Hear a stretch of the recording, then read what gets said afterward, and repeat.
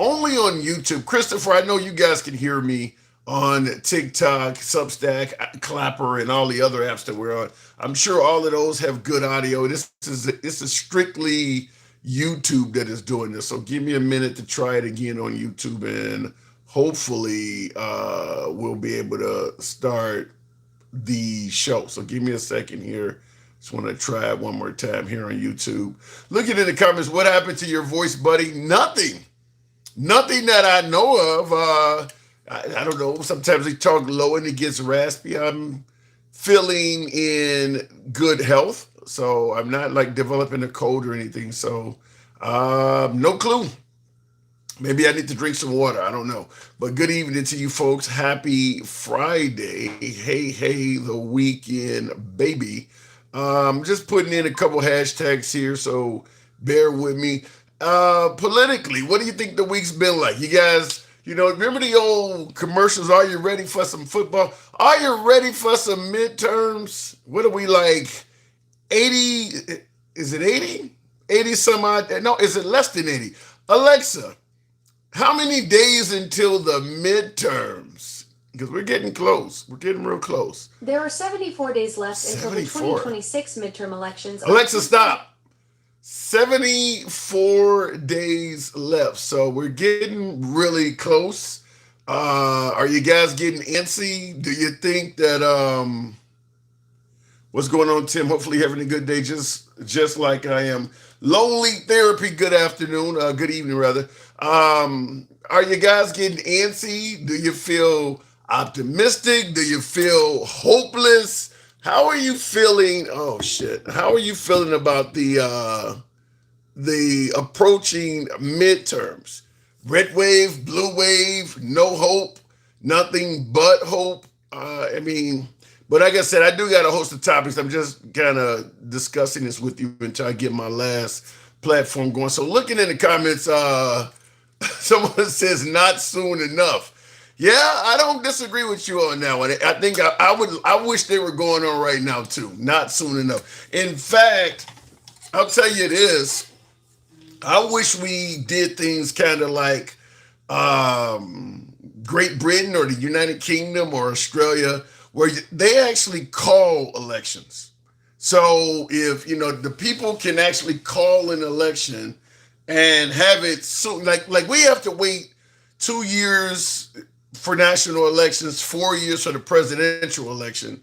No matter how bad of a job your prospective president may be doing. If you're a Republican, you got to sit there and wait till Biden is done, no matter how shitty of a job you think he may be doing. And the same thing in reverse is you got to sit there and wait until President Trump is gone if you're on the right. No matter how bad of a job you may think he may be doing. So I wish we could call elections. I wish we could do that in this country.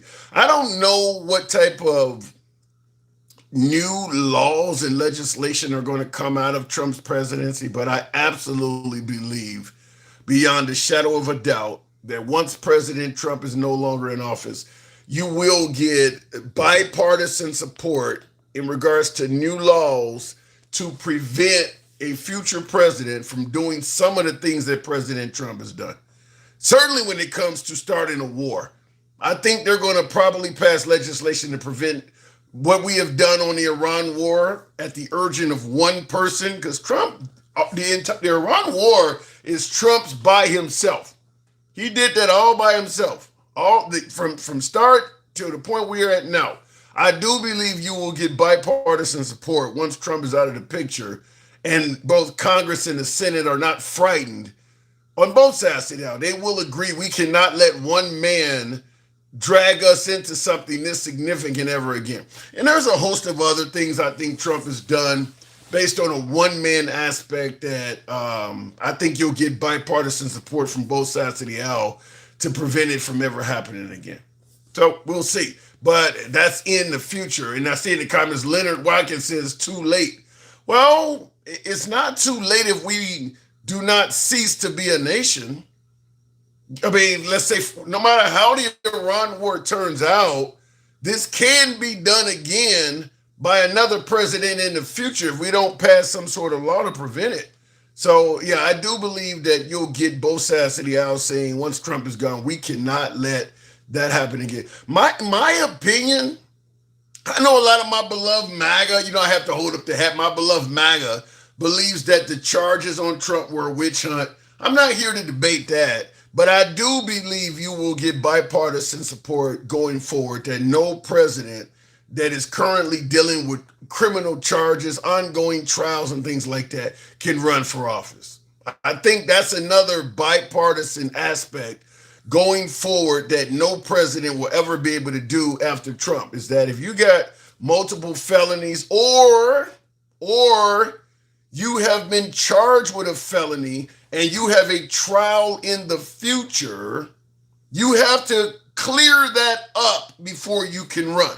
I do believe you will get bipartisan support for that because the average job in America is already that way. If you're applying for a job and your prospective employer asks about your criminal history and you say, well, I don't have any criminal history of sorts, but I have been indicted on some felonies and there's a case I got to deal with coming up. That employer is going to tell you, well, you have to unfortunately get acquitted or charges dropped on that before we can employ you. That's going to happen in 99.9% of employment situations. Having a president be able to do that while that's ongoing, that is something you're going to get bipartisan support going forward that I don't think either the right or the left are going to want future presidents to have felonies and felony cases pending and still be able to run for office. They'll just probably pass a law that if you have that going on, you are disqualified from running for office. So, and I do believe there's a bunch of those other, I mean, Trump has pushed the envelope in so many ways. The Qatar jet, I'm certain bipartisan support that taking a gift from a foreign nation that is worth that much money, bipartisan support will say you cannot do that. I can tell you everything that I just said right now. If we could go back 15 years before Trump came down the golden escalator and have somebody propose the stuff I just said, you would get bipartisan support. Yeah, of course we don't want somebody to be able to take a jet. Of course we don't want a felon to be able to run. You would get bipartisan support. But right now, because of Trump, some folks are fearful. I understand that. But you will see that in the future. You can't just accept exceptionally valuable gifts from foreign countries. Another one being, you can't use it in place of Air Force One either. The Air Force One should be from start to finish built in America by Americans, period. Every single thing about it, it should have the entire chain of custody should be American. It should never have been owned by a foreign entity, period. There's no reason. We got one of the largest aircraft manufacturers in the world in this country. Why are you buying a jet from them? Yes, it's a Boeing that they bought from us and then they had it there. But in terms of chain of custody, no, that should not be allowed. And I do believe that you'll get bipartisan support. And there's a bunch of other things, but I do want to get into the show. Forever C10 says, what up, big dog? Bring on the knowledge, wisdom, and good times. Wow. That comes along with it. Well, when it comes to knowledge and wisdom, Forever C10, I always take the role of modesty. That's what you folks are here for. I'm not a know-it-all. Yes, I know a few things, but a lot of you folks are significantly more educated than me or other guests. None of us are a know-it-all. That's why we all meet here and exchange ideas. That's how we all progress educationally as the show goes on. Also in the comments, Handsome Sheridan says, how do I feel about the upcoming elections? Can't wait to see the puppets dance. Damn. I would love to know who is represented by the puppets. So getting into the show, tap the screen, get us up to 10,000. If you're watching us on YouTube, I need you folks to show the program some love. Smash that like button. Doesn't cost you anything. Whole bunch of topics. This is weekend review. And of course, you guys, as always, will likely add topics to the show as well. But I do want to ask you guys one thing right off the bat. What are the chances? Now, I asked this question before, but I'm gonna ask a different version of it. I asked, would you ever vote for a Muslim as president? A lot of folks said no. Handsome conservatives said, they believe in a false God. A lot of people have different reasons that they would not vote for a Muslim. Others cited Sharia law, some cited terrorism, et cetera, et cetera. But I did ask, would you vote for a Muslim as president? And many folks said no. Well, I'm going to ask this time, what about a member of the LGBTQ community, someone that was gay, lesbian, bisexual, openly gay, openly lesbian, openly transsexual, openly bisexual? Well, they didn't mind telling you that. Would you vote at the national level for someone that is a member of the LGBTQ community? And I'm talking about from a standpoint of they don't mind telling you that.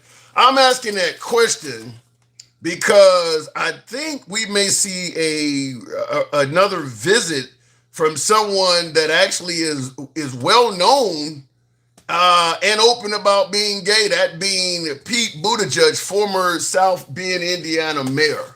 A big issue in the midterms will be, why did so many congressional Republicans vote to cut Medicaid while they were giving tax cuts? Now, he to was some of the on, wealthiest Americans? this clip started up early, but I do want you to hear this.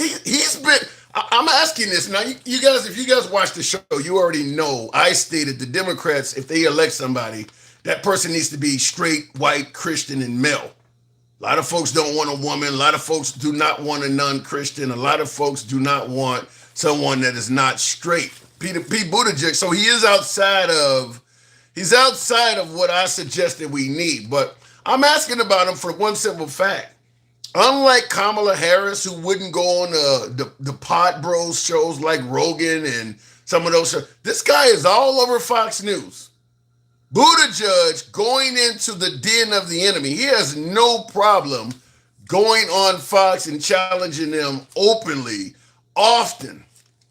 This man went on Fox News and absolutely cooked Trump and Republicans. This president took office promising that he was going to make life more affordable on day one. So vote Trump and your incomes will soar, your net worth will skyrocket, your energy costs and grocery prices will come tumbling down. We will end inflation and make America affordable again. It's not affordable. He said grocery prices would go down. They've gone up.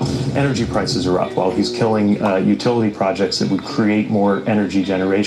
Obviously, we're really in a painful place as a country right now on healthcare, where a big issue in the midterms will be, why did so many congressional Republicans vote to cut Medicaid while they were giving tax cuts to some of the wealthiest Americans? I think the president's response would likely be that the Biden era high of inflation was 11%. I brought it down to 2.7%. What? Bro, and I'm not going to go into the opinions about a creator of this piece, but I got to give a shout out to Buttigieg for the simple fact that he does not mind going into the lion's den. There's all sorts of clips of him on Fox News. He's on Fox a lot. That's not something most liberal candidates do. And somebody in the comments asked me a really good question. AV3896 says, you think Pete Buttigieg is better than Alexandria Ocasio-Cortez, AOC? Yes. Yes, I do. For the simple fact that I believe that he's more of a moderate. I believe he checks off more boxes to a larger amount of folks than AOC would be. And I mean, AOC being considered as far left radical, she's promoting socialism. The only drawback of Buttigieg is him being gay. That's the only drawback, is that he is gay.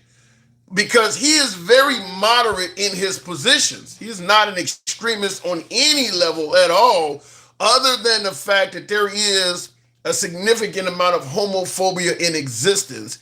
And some folks simply believe that allowing two men to marry is an extreme position. And I'm not going to just pin that on the right, because Pete Buttigieg did horrible with the African-American vote as well. There's a lot of intolerance. I know you folks on the show, I got a lot of African-American viewers, a lot of folks a lot of my left-wing black viewers talk about racism all the time amongst white. There's a lot of intolerant black people. There's a lot of intolerant black people when it comes to the LGBTQ community and women. and women being in charge. There's a hell of a lot of African Americans that do not want a woman as president, which is likely why President Trump, and it's mostly men, by the way, which is likely why President Trump did better with black males than, or better yet, Kamala Harris did worse with black males than Biden did. So there is a lot of intolerance from the African American community as well, despite them always, or us always pointing out from other groups. But Pete Buttigieg did not do well among the African Americans. So that could be a problem. But I do believe it's a good question you asked there about AOC, but I do believe he would get more votes than AOC from a larger group of folks. Because the AOC, the socialist crowd, they're doing exceptionally well with the younger voters. But younger voters don't always show up to vote, kind of like with Bernie Sanders. But the Gen X, the millennials, the more responsible millennials, the Gen Xers, and beyond the baby boomers, they're not going to go with AOC as much as they would go with someone like Buttigieg. And he's a veteran as well. He just checks off a lot of boxes other than being gay. If he was straight, I might suggest he is it. Anyway, continuing on before we get 80% of black males voted for Kamala. Your math is wrong, Tim. 80%. The point I'm making is Trump improved his outcome with black males. From Biden to Kamala, black males, he did better among black males. Trump did. How the hell that happened? You would assume with a black woman, the African-American vote for Kamala Harris, you would have assumed, considering that Trump was starting to not only go further right, but he was even saying a lot of anti-minority stuff in the eyes of the minority community. You would assume that she would have got just as high of a vote total from black men as she got from black women. But she did significantly better with black women than black men. Explain that. Are you trying to deny that there's not a lot of LGBTQ and sexism among African Americans? Are you denying that? Let me know in the comments. Going back to the box, if conservatives gave up gay and abortion and were less racist, Dems would never win again. AOC ain't marrying to hide money funneled through their partner. You're saying it, well, look, I would agree with you in regards to suggesting that if now you say if conservatives gave up gay and abortion and were less racist, let's just sum it up. If you, based on what you're saying, I would sum it up by saying if there was less hate among conservative circles, they would do better with minority communities. I agree with that. I do agree with that. I don't agree in suggesting the Dems would never win again, though, because healthcare, minimum wage increase, social programs, all of that stuff that the right is against, that stuff means a lot. That stuff means a lot to a lot of voters, and I think the Dems could do very well on that. Let me go to the box. Are we at 10,000? Tap the screen, get the likes of, we take the first caller at 10,000. In addition to Buttigieg, remember, speaking of Kamala Harris, remember she was DEI? She got the position because she didn't earn it. Folks saying that there's no way that Biden should have just gave her the position as the Democrat nominee. Didn't earn it. That's what you heard often. Some folks even went as far as saying she slept her way to the top, all this other shit. I want to give you an individual, and I'm wondering why the same outcry is not being made here. This is Megyn Kelly. And make no mistake about it, to me, if you're going to say that Kamala Harris with her resume was not qualified, why doesn't it apply in this case? They had a debate last night. This is two Republicans, Darlene and this guy Norman. And there was kind of a shocking moment when the issue of Taiwan came up. It was hosted by Newsmax, and my old colleague Greta Van Susteren asked the question. Watch this. Senator, are Taiwan and the South China Sea national security issues for the United States? If so, why? I'm sorry, could you repeat the question? Are Taiwan and the South China Sea national security issues for the United States? And if so, why or how? I'm just going to be honest here. I'm not on national security. I'm not that informed on national security. So, but I do support the military. Oh God, I'm sorry. I know she's just pinch hitting, but that's disqualifying. They had a debate last night. Now that's Darlene Graham, the late Lindsey Graham's sister. All we heard is how Kamala Harris was not qualified. How the hell is Trump endorsing her? Where is the claims from the right that it's wrong to just give the job to an unqualified candidate? Why is Trump giving that to her? You're going to tell me Biden was wrong for giving it to an unqualified, in air quotes, an unqualified Kamala Harris, but you're okay with Trump trying to give the job to her? Now, he is endorsing her because legally he cannot just give her the job, but it's pretty clear he would do that if he could. Why is there no outcry on the right for him trying to propel this woman who is she currently is a sitting senator, admitting she has no foreign policy experience, which is like one of their primary duties, which is exactly what her brother was deeply involved in, was international affairs. She's admitting she doesn't know that. And now she wants 6 years? Where's all of the folks on the right complaining about DEI? Didn't earn it. And speaking of DEI, before we take the first call, are we at 10,000? Tap the screen. Smash that like button if you're on YouTube. Subscribe to the program if you're on YouTube. You know how we do it. We don't block, ban, or censor. We are MAGA friendly. Our comments go left of Mom Donnie to I'm having dinner with Q. We don't censor anyone. You can be critical of yours truly or anybody else on the program. That's how free speech works. But speaking of DEI, I got to give you this one because once again, President Trump's in the news doing something I don't understand whatsoever. The Navy is weighing whether to rename a carrier that was supposed to be named after a war hero from Waco to now naming it after President Trump. The USS Doris Miller is currently under construction. It was set to honor a sailor from Central Texas for his heroic actions during the attack on Pearl Harbor, where he took control of an anti-aircraft gun despite receiving no training and opened fire on Japanese planes, later helping his fellow sailors to safety. But 3 sources familiar with internal discussions told CNN that the Navy was considering to change the name. 2 of the sources said there have been internal conversations to name it after President Trump. It would be an unprecedented move for the Navy to name an aircraft carrier after a sitting president. The Navy is once again, we're talking DEI, folks. Some of my detractors of DEI would often suggest those acronyms stand for didn't earn it. Didn't earn it. Now, this guy, Dory Miller, where you just seen, I don't know why I don't have his picture queued up. Dory Miller, first African-American sailor to win or be awarded the Navy Cross. You see him here pictured with that cross on his chest. And you heard her say during the attack on Pearl Harbor, he took control of one of those anti-air artillery gun, AAA fire, where he's shooting back at the aircraft that are bombing. Now, not only was he not trained on this gun, he couldn't use it because if you're African American, you were not allowed to be involved in combat duties. So even though he wasn't trained on anything, people were getting shot up. He had the wherewithal to take control of a gun, and he fired at Japanese aircraft until it ran out of fucking bullets. Then he started dragging comrades to safety that were wounded. He even dragged his mortally wounded captain out of the line of fire. He was awarded the Navy Cross by Nimitz himself. They later had, in fact, I think the Nimitz carrier, carrier still, has it been decommissioned?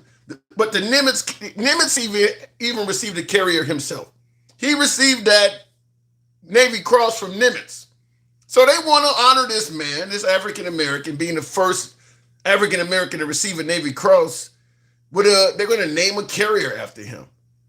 Here comes the Trump administration contemplating about changing that and naming it after Trump while he is still alive. Remember, we're talking about DEI. People that don't have the merit getting shit. This guy has all the merit you could expect. He has 100% merit, and we're going to take it from him and give it to Trump. Once again, where is the complaining from the right in regards to DEI? So now we got Darlene Graham, and now we got this here as well. They're going to take that in there. Keep in mind, Trump is also the one that stopped the Harriet Tubman $20 bill in his first term as well, but that's a whole different conversation. But he also put a permanent halt to that as well. So I don't know if this is some kind of pattern, so to speak, but naming a Navy carrier after a person that's still alive, that would be unprecedented. So let's get into the show. There's several other topics I do want to talk to you about, but to not extend the monologue indefinitely, this is a weekend review, so the show's going to take many directions, including President Trump deciding to shorten the, what do they call it, the war games drills or war practice and war games with the South Koreans, suggesting that he had a good relationship with Kim Jong-un of North Korea.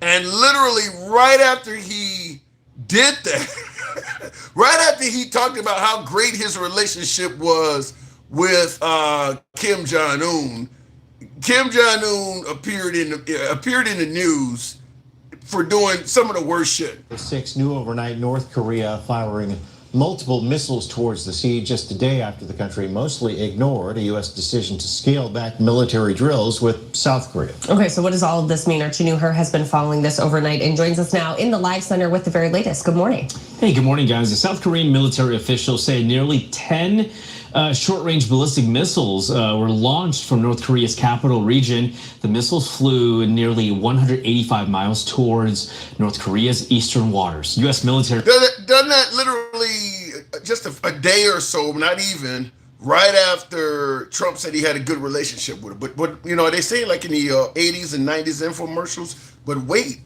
there's more. Another wave of Russian attacks. A senior Ukrainian official says Vladimir Putin may ask North Korea's Kim Jong-un for up to... Jump the gun and... We begin with what Ukraine says is a new threat to its people as it endures yet another wave of Russian attacks. A senior Ukrainian official says Vladimir Putin may ask North Korea's Kim Jong-un for up to 50,000 more troops to boost the Russia war effort. Well, that's on top of the 8,500 already in Russia. The official says the current North Korean contingent includes a drone unit that could play a role in attacks inside Ukraine.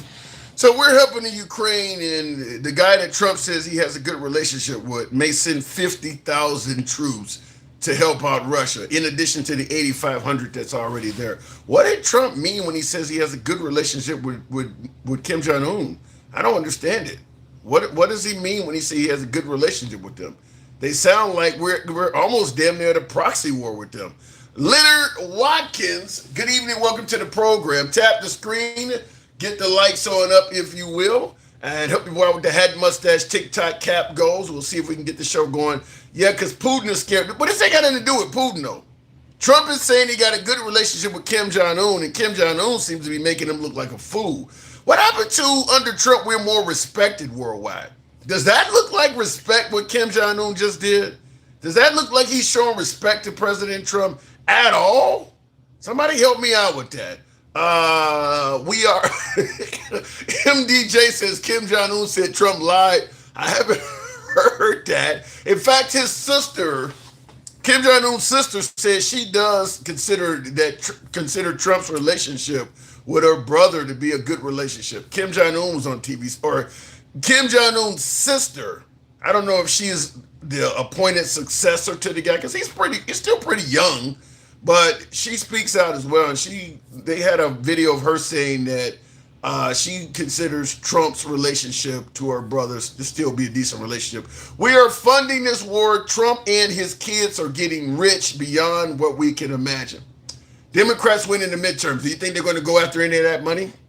Do you think the Democrats are going to try to go after any of the money that has been scored by Trump and some of his associates? Going back to the box. We'll try it again with Tom Knof. Trump's relationship with his daughter is crazy as hell. With whose daughter? Trump's relationship with whose daughter are you talking about? Tom, good evening. Hey, good evening, sir. How are you? Good to have you on. So, what do you think with Trump suggesting that we have a good relationship with North Korea? Does that sound like something beneficial to the United States? Not at all. His judgment has always been a little bit skewed, kind of like somebody trying to point out where something is if they got a lazy eye. It's over there. But maybe just a little bit off. But we do have folks suggesting that he's one of the best presidents we've ever had. What are they seeing that you're not, or what are you seeing that they must be missing over? You look at the state of the economy. You look at how things are getting more and more affordable for average, lower to middle class Americans. The only people that this administration really is benefiting are those within the top 1% or close to it. But what about I think that what about short-term pain for long-term gain? The notion that had Trump not acted, Iran was on the cusp of developing a nuclear weapon. He had to do what he needed to do to keep us safe. And unfortunately, at least for the interim, it's going to cost us a little bit more. But you should not mind paying a little bit more for gas and things like that if you are safe from nuclear attack. Wasn't it his one of his top guys that said that they Tulsi did Gabbard. an Yeah, Tulsi Gabbard investigation said that. and said that we weren't in danger. I don't know. To me, this is giving 9/11 2.0. Kind of like, and I might be wearing a tinfoil hat, but this to me, when I think Bibi, got in bed with Bush and said attack Iran so we can go to war, even though they didn't do nothing to us. No, wait. You mean Bibi Netanyahu got in bed with Trump? Because you said attack. Now, what are you saying? Netanyahu convinced George W. Bush to attack Iraq as well? I think this is a 9/11 2.0. Wow. Absolutely. So Netanyahu is just dragging us into wars and conflicts. Yeah, it's all about money. It's all about oppression. There's really. This should generate so much money at the end of the day that that's all. Kind of reminds me of the Tupac lyrics: "Got money for war, but can't feed the poor." Because you're right, war is profitable. That's why people would rather more have money, a more war. problems. Yeah. Yeah. How do you think it's going to turn out? Do you think we will at least be victorious? I hope I live to see the end of it. Damn, you think it go on that long? I'm not even talking about like me being in my 80s and seeing this thing, and I'm talking about somebody sending something over here that takes us out. Well, I don't know if I fear that. You're thinking that this could lead to somebody launching a nuclear attack on America and on the United States and having a huge casualty rate? You see that as even a remote possibility? Yeah. They're practicing for this shit in our backyard. Where are they over there? In Panama or Cuba or somewhere over there? They're preparing, man. This is real talk. Wow. That's frightening. I like I said, I'm not quite there yet, but I could certainly see it leading to terror attacks and terror events. You can only fuck with so many people before somebody hits you back. With Trump and let's take Trump out of the picture, as you rightfully pointed out with George W. Bush. We've been messing with people most of our lives, but under Trump, we've kind of accelerated it because Trump has talked about fucking with probably about over a half dozen countries. I think obviously Greenland, fucking Canada. He's talked about maybe taking them by force. He's I don't know if he was joking about it or not, but he made it clear that it was not off the table. Panama, Cuba. He said something about Colombia. He's already did something down in Venezuela. Obviously, we're now in Iran. He threatened Oman the other day. It's just at an accelerated rate with Trump. Yeah. At the end of the day, this is what America chose. We racism is expensive. So you think it's about racism? It is. The only reason that Kamala didn't win is exactly why you pointed out. Cisgender, heterosexual, racist men couldn't couldn't stand the idea of a black woman being in office, even though she was guaranteed to make this country better. Whoa. Why do you say, wait, I can't let you just get away with guarantee. What, I mean, regardless of how you feel about Kamala Harris and Biden, I think the consensus, even from the left, is that the border was not being managed properly under the Biden administration. So I don't know, if the border had to remain the way they were doing it, do you think the country could have gotten better with essentially folks being able to come here, declare asylum, and just be let in? But what do you do when you got a piece of legislation that could solve the problem, and then you got Trump calling in to tell Republicans to stop it from passing? So I don't disagree with that. I will say Trump was smart because he knew he could keep it that way and run on it. But I do have to push back from one angle. What took Biden so long to come up with that border bill? That was done in almost like his last year. They were complaining about the border and these huge caravans and things coming basically from the moment he took office. Why let 3 years go by? You know, maybe he had the same frame of thinking as Trump did, is just to use this as a last minute push to, get votes. I honestly don't know. It's possible, but he killed his successor to be Kamala Harris. He killed her chances by doing that. I think he killed her chances also by trying to stay in the race too long. I would tend to think that if Biden had just simply been a one-term transitional president, with the goal being to make sure Trump doesn't get reelected in 2020 and only serve one term, I think the Democrats would have had a significantly better chance of winning in 2024 than just handing off to Kamala Harris, because you would have had a Democrat frenzy, and I don't think Kamala Harris would have won out of all the other Democrats that ran. Yeah, but at the end of the day, I'd rather have Sleepy Joe than Shitty Don, and I think that's my background at the end of it. You'd rather have Sleepy Joe than Shitty Don. What are you insinuating with the Shitty John? I'm saying whoever does this dry cleaning bill is probably on self-unaliving watch, because that man. Shitty John, Shitty Don, huh? My God. So what are you anticipating in the midterms? We're now, 74? I think I asked my device here, 74 days. What are you anticipating? Are you excited, or are you anxious, or do you feel hopeless? I feel I'm okay. How do I say this here? I'm hopeful that this has been enough struggle for people to get out and do the right thing, but maybe not. Maybe we haven't quite crashed and burned yet. Well, we'll have to see. Jeez. So. Let's say Trump wins. Let's say the Republicans maintain control of both the House and Senate going forward. Do you think some of this stuff will correct itself? Trump's promising a lot of good stuff.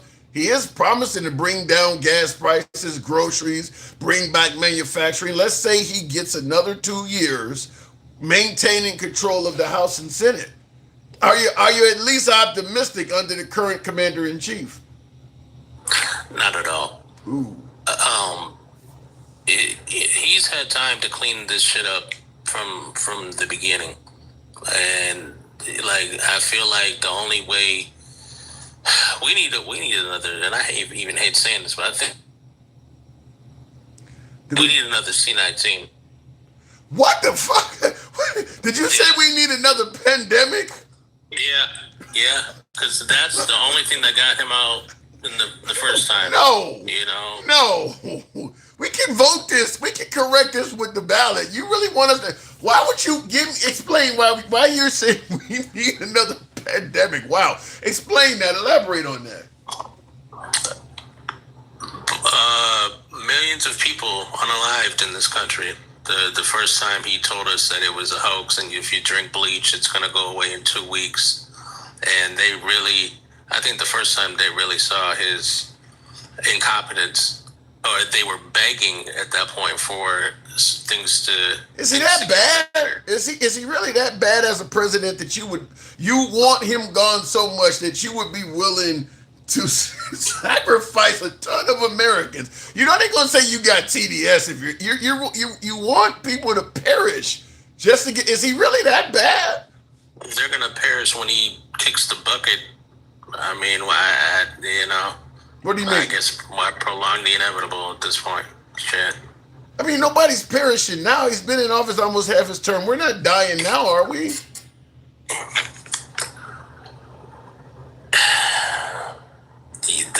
The dog has rabies. How long before we get bit? Oh my God, you're using some really awful analogies. So let me ask you this: who do you see on the horizon for the Democrat Party that could lead the party? Let's go beyond the midterms. Do the Democrats have anything to put forward? I get that you don't favor Trump. What do the Democrats have on the bench? They need to do something with our Constitution and put immigrants and make them eligible. Because if Mamdani was Mamdani 2028, is that what you're telling me? Mamdani 2028. I feel like they would. Yeah, him and Newsom. I feel like they would pull this country out of the gutter for sure. You trying to get somebody shot? Mamdani president? Really? Ooh. Yeah. What is with this country is Islamophobia. Like the only time we have ever been united was the day after 9/11 when we were united in hate. Yeah, and I can explain that one pretty easy, and this is why I believe the founding fathers wanted separation of church and state, and why I'm a hardcore opponent of putting religion in schools and things like that. Religion is judgmental. That's why we are anti-Muslim and a lot of them are anti-Christian. Your religion teaches you, no matter what it is, you are worshiping the only one and true God. That's what most religions teach them. It teaches you, beware of false prophets, thou shalt have no other God before me. It teaches you that whatever the other man is worshiping is a fraud. So you don't want nobody viewing your God or your deity as a fraud. So there's just hatred built right into it. So that has a lot to do with it. I mean, there's nothing that has started more conflicts than religion, which is why I don't believe it should have any place in government. You shouldn't force it on kids or shove it down anybody's throats because it leads to a lot of judgment. The LGBTQ stuff, religious-based. Abortion debate, religious-based. What we're talking about now, religious. I mean, a lot of our conflicts are religious-based. Yeah. All I can say is ain't no hate like Christian love. Ooh. But Mamdani, huh? Jeez. Yeah, man. Let me just say this on Mamdani because I got to move it on for time, but I will just say this. Mamdani is really pleasing to New Yorkers, but before I could ever think about him at the national level, I got to see how it turns out because Trump promised a lot of good shit too. I've been to a couple MAGA rallies, even though I didn't vote for Trump. I've been to a couple rallies. I've seen the happiness in the eyes of MAGA. He ain't delivered on none of that shit. And he had been a politician longer than Mamdani had at that point. Mamdani has got the same type of energy from his crowd, but that stuff has not been realized yet.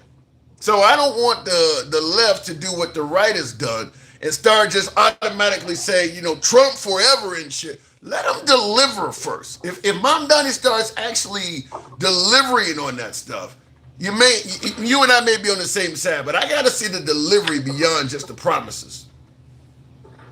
I agree. But I'm hopeful that he's going to maintain, what he's doing, and if he doesn't, just like I feel about any corruption, regardless of what side of the aisle is on, lock him up. Period. Well, that remains to be seen. I do got to move it on. Appreciate you coming through, Tom. Thank you.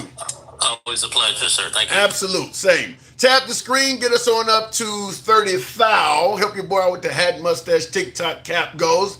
Happy Friday to all of you folks. The weekend is here. He is delivering in New York, says JJ. There's still a lot of his campaign promises he has not delivered on yet, JJ, in New York. The New Yorkers are happy, though. I get your point and I compare him to Trump because early in Trump's term, he was shutting down the border. He was controlling immigration. He's protecting men and women's sports. He was delivering too. But now if you look at him, almost 2 years into his term, a lot of MAGA don't see him as delivering anymore. He delivered on a few campaign promises in the beginning, but most of Trump's signature campaign promises he has not delivered on.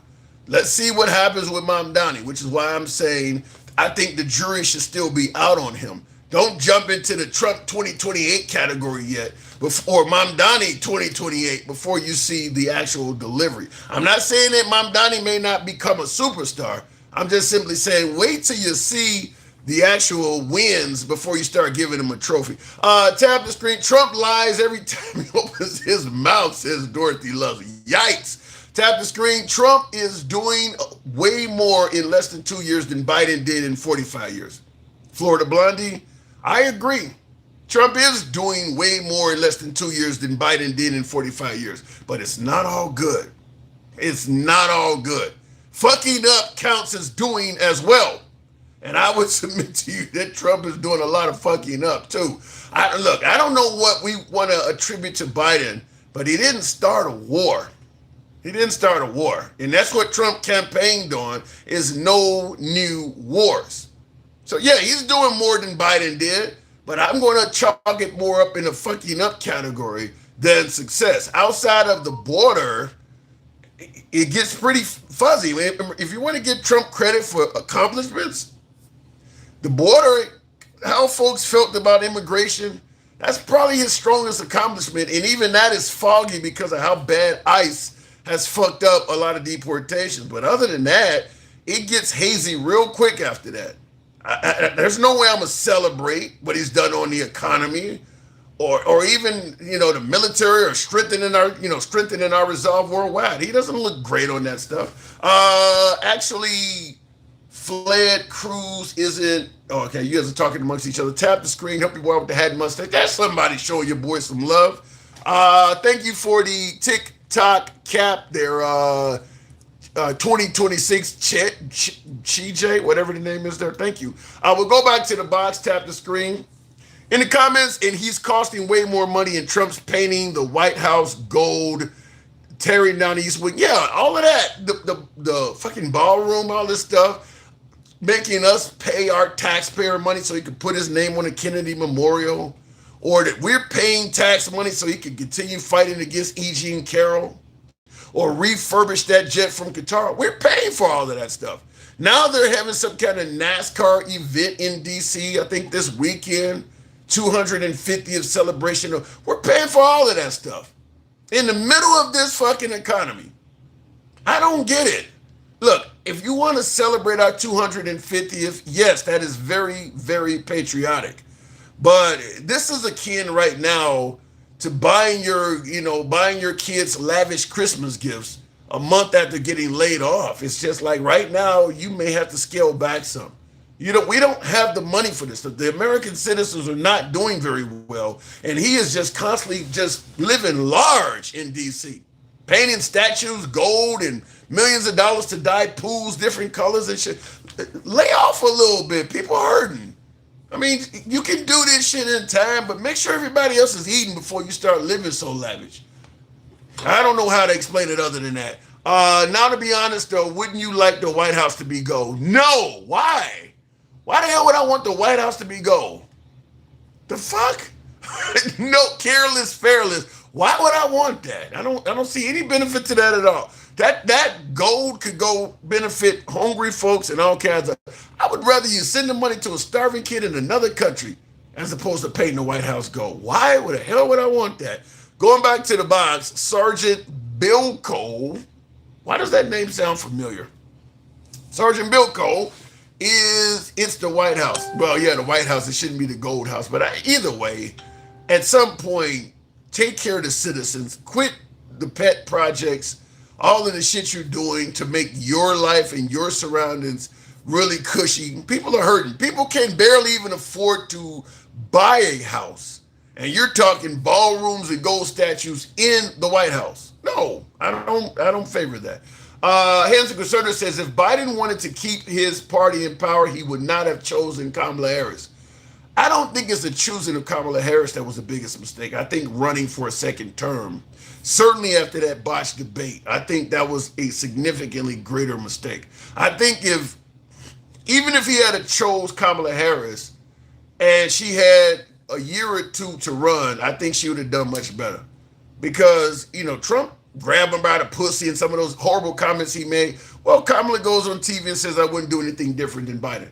But Trump had enough time to correct his statements, to get advice and correct it. She didn't. She only had 107 days. So I think that's the biggest mistake he made, is not giving her enough time. Trump is catering to his rich supporters and that donate millions. Most politicians do that in addition to Trump, but yes, he is doing it at a significantly greater level. Going back to the box, tap the screen, get us up at 30, thou, if you will. Help your boy out with the hat and mustache. TikTok cap goes. I'm going to ask that as always. Gabach 101. Biden mistake was not running right after Obama. Well, Hillary Clinton I think Hillary Clinton, it was her time. I think she would have beat Jeb Bush. Trump just came out of nowhere. Sometimes, it ain't in the cards for you. But for the Democrat Party, I think it was Hillary Clinton's time. It's just nobody expected Trump to be as good of a salesman as he was. He wasn't expected to come along and do that. So the guy is a really good salesman, President Trump is. I'm having trouble bringing up guests. Let's try it again and tap the screen. DJ Sound. Hillary messed up by neglecting Detroit and other swing states. I don't think that would have made a difference. DJ Sound, good evening. DJ Sound, are you there? I didn't come up. I was tapping. Okay, I'll go ahead and drop you. Thank you. And tap the screen. He is right. Get us up to 30,000. A liar or a salesman. Some might suggest they're synonyms. Some might suggest, you go buy a used car. It's not uncommon for the salesman to tell you things about the car that's not true. So salesman and a liar can be a synonym. But I think Trump lied about a lot of things during the campaign. We can clearly see that now. But he was a really good salesman. I say that all the time. I think compared to Kamala Harris, Kamala was not a good candidate compared to Trump. Folks get it mixed up when I say that. I get a lot of flack from my African-American viewers and my liberals alike, because they tend to think when I say Kamala was not a good candidate, they think that translates to saying she was not qualified. No, Kamala Harris is probably one of the most qualified candidates to ever run. She was a attorney general, or better yet, district attorney general of the state of California. Then she won the Senate position at the national level, became vice president, and then was running for president. She literally has a stair step right towards the White House. She has the qualifications, but you still got to be able to sell yourself. And when it comes to selling herself, she was not a good candidate at that.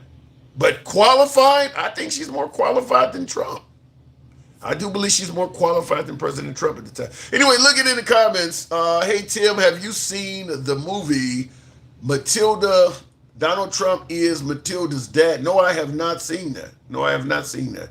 All fun and shit till the Merv re-enters the atmosphere. Okay, I don't know what that is saying. Tap the screen. Vaccine Nazis still cooning for their cult. Don't know what any of that means, but I appreciate your input. She was black lady. Our country is white bigoted. They're also sexist. And there's a lot of sexism among the African-American community. There are plenty of African-Americans that don't favor a woman running for office. So go figure. It ain't just racism that hurt her. Sexism hurt her too. Men just need to admit they don't want to be told what to do. And Miss Harris was going to tell men what. I don't agree with that, because I didn't have a problem with Hillary Clinton or Kamala Harris. Good leadership is good leadership. You don't need a dick to be a good leader. In fact, the testosterone sometimes comes with additional shit that causes problems like egos, narcissism, and wars. You get more of that from people with dicks. So I'm going to tell you, I don't have a problem with a female leading this nation. That's just me, though. But look at all of the racial shit we tackle when it comes to law enforcement. How often is it a female doing it? And considering that females are smaller, physically weaker, you would expect them in adverse situations to pull out their firearm and use it. But it's mostly dudes. Most of the controversial acts by law enforcement come from men. That's not to say that there's less women on the police force, but even in terms of proportion, it is incredibly rare to see wrongful shootings by women. It's almost always men. So there is a place in leadership for women as well, in my opinion. Let me go back to the box. There is a lot of misogyny in this country. That is true. Religion is another issue with that. I mentioned before about religion. Religion plays a part in misogyny as well. God, man, woman, child. Most religions place a woman at a lower position than a man. Is that Mike? Mike Honcho. Honcho, good evening. What brings you up? Brother? What am I getting wrong this evening? Well, first of all, it's Captain America. I haven't talked to you in a while. Oh, wow. Okay, fair enough. What am I getting wrong, Captain? So, I'll start it with this. John Stewart, 2028. And, I don't think he wants the position. I don't care. I'm going to wish it into existence, brother. John Stewart.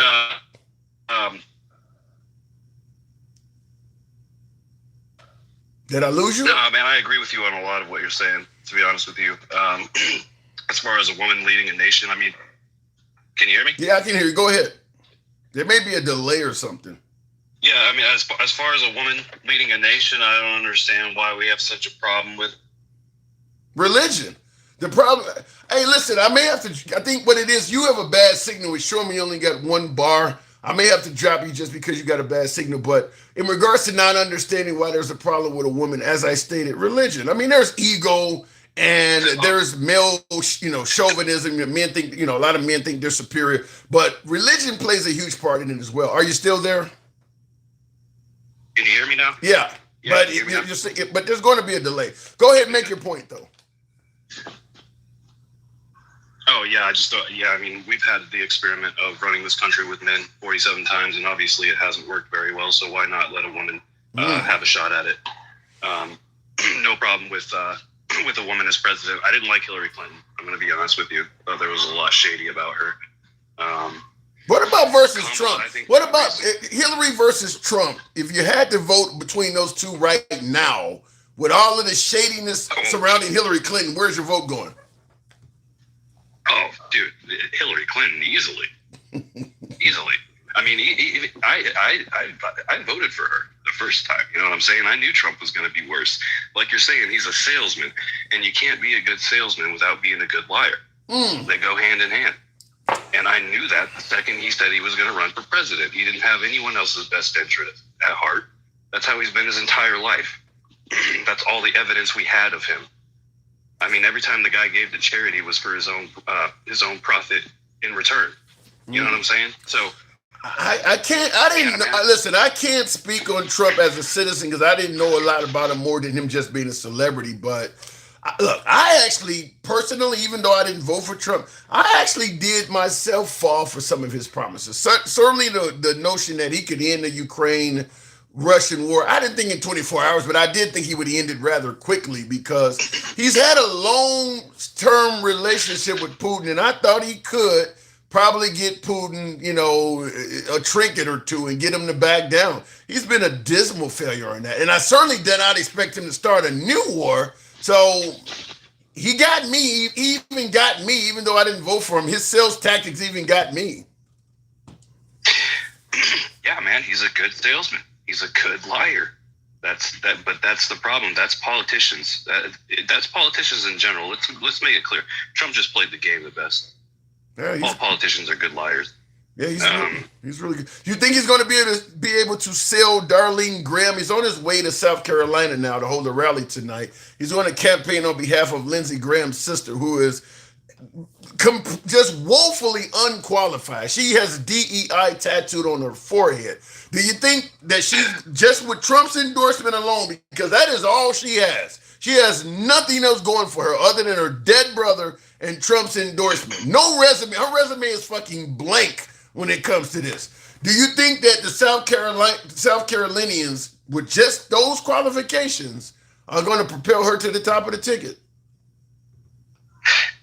I think it's going to be a bit of a mixed bag. I think it's going to be, I think a lot of people have woken up to Trump, despite what you see on the internet. If you go around talking to locals in your town, if you live in a red state, you'll see a lot of people are fed up with him.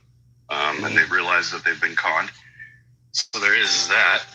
But at the same time, it is South Carolina. I was about to say, you got to understand it's a MAGA stronghold. Any MAGA stronghold, people, the waking up, the folks who are separating from Trump, it's slower in MAGA strongholds. Yeah, absolutely, man.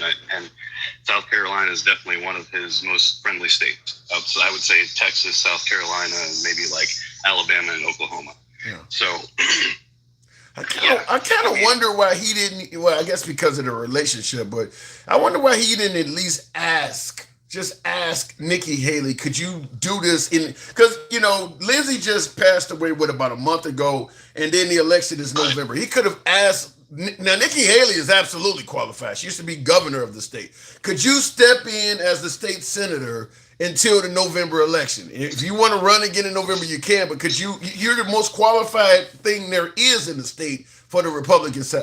I mean, but to put it in easy answer to that. What's the answer? Easy answer to What's that. the answer? He doesn't want qualified people.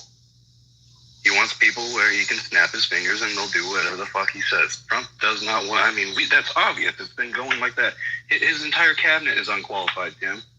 And I see in the comments, I got a viewer, Eminem in the comments said, I'm from South Carolina, and I'm telling you, these rednecks will put her in office. Wow. So there you go. I mean, so for 6 years, and she has no experience. She didn't even know if South Taiwan was an issue. I mean, she has no foreign policy experience at all. So, dude, Lauren Boebert got elected in Colorado, and that chick didn't even graduate high school, brother.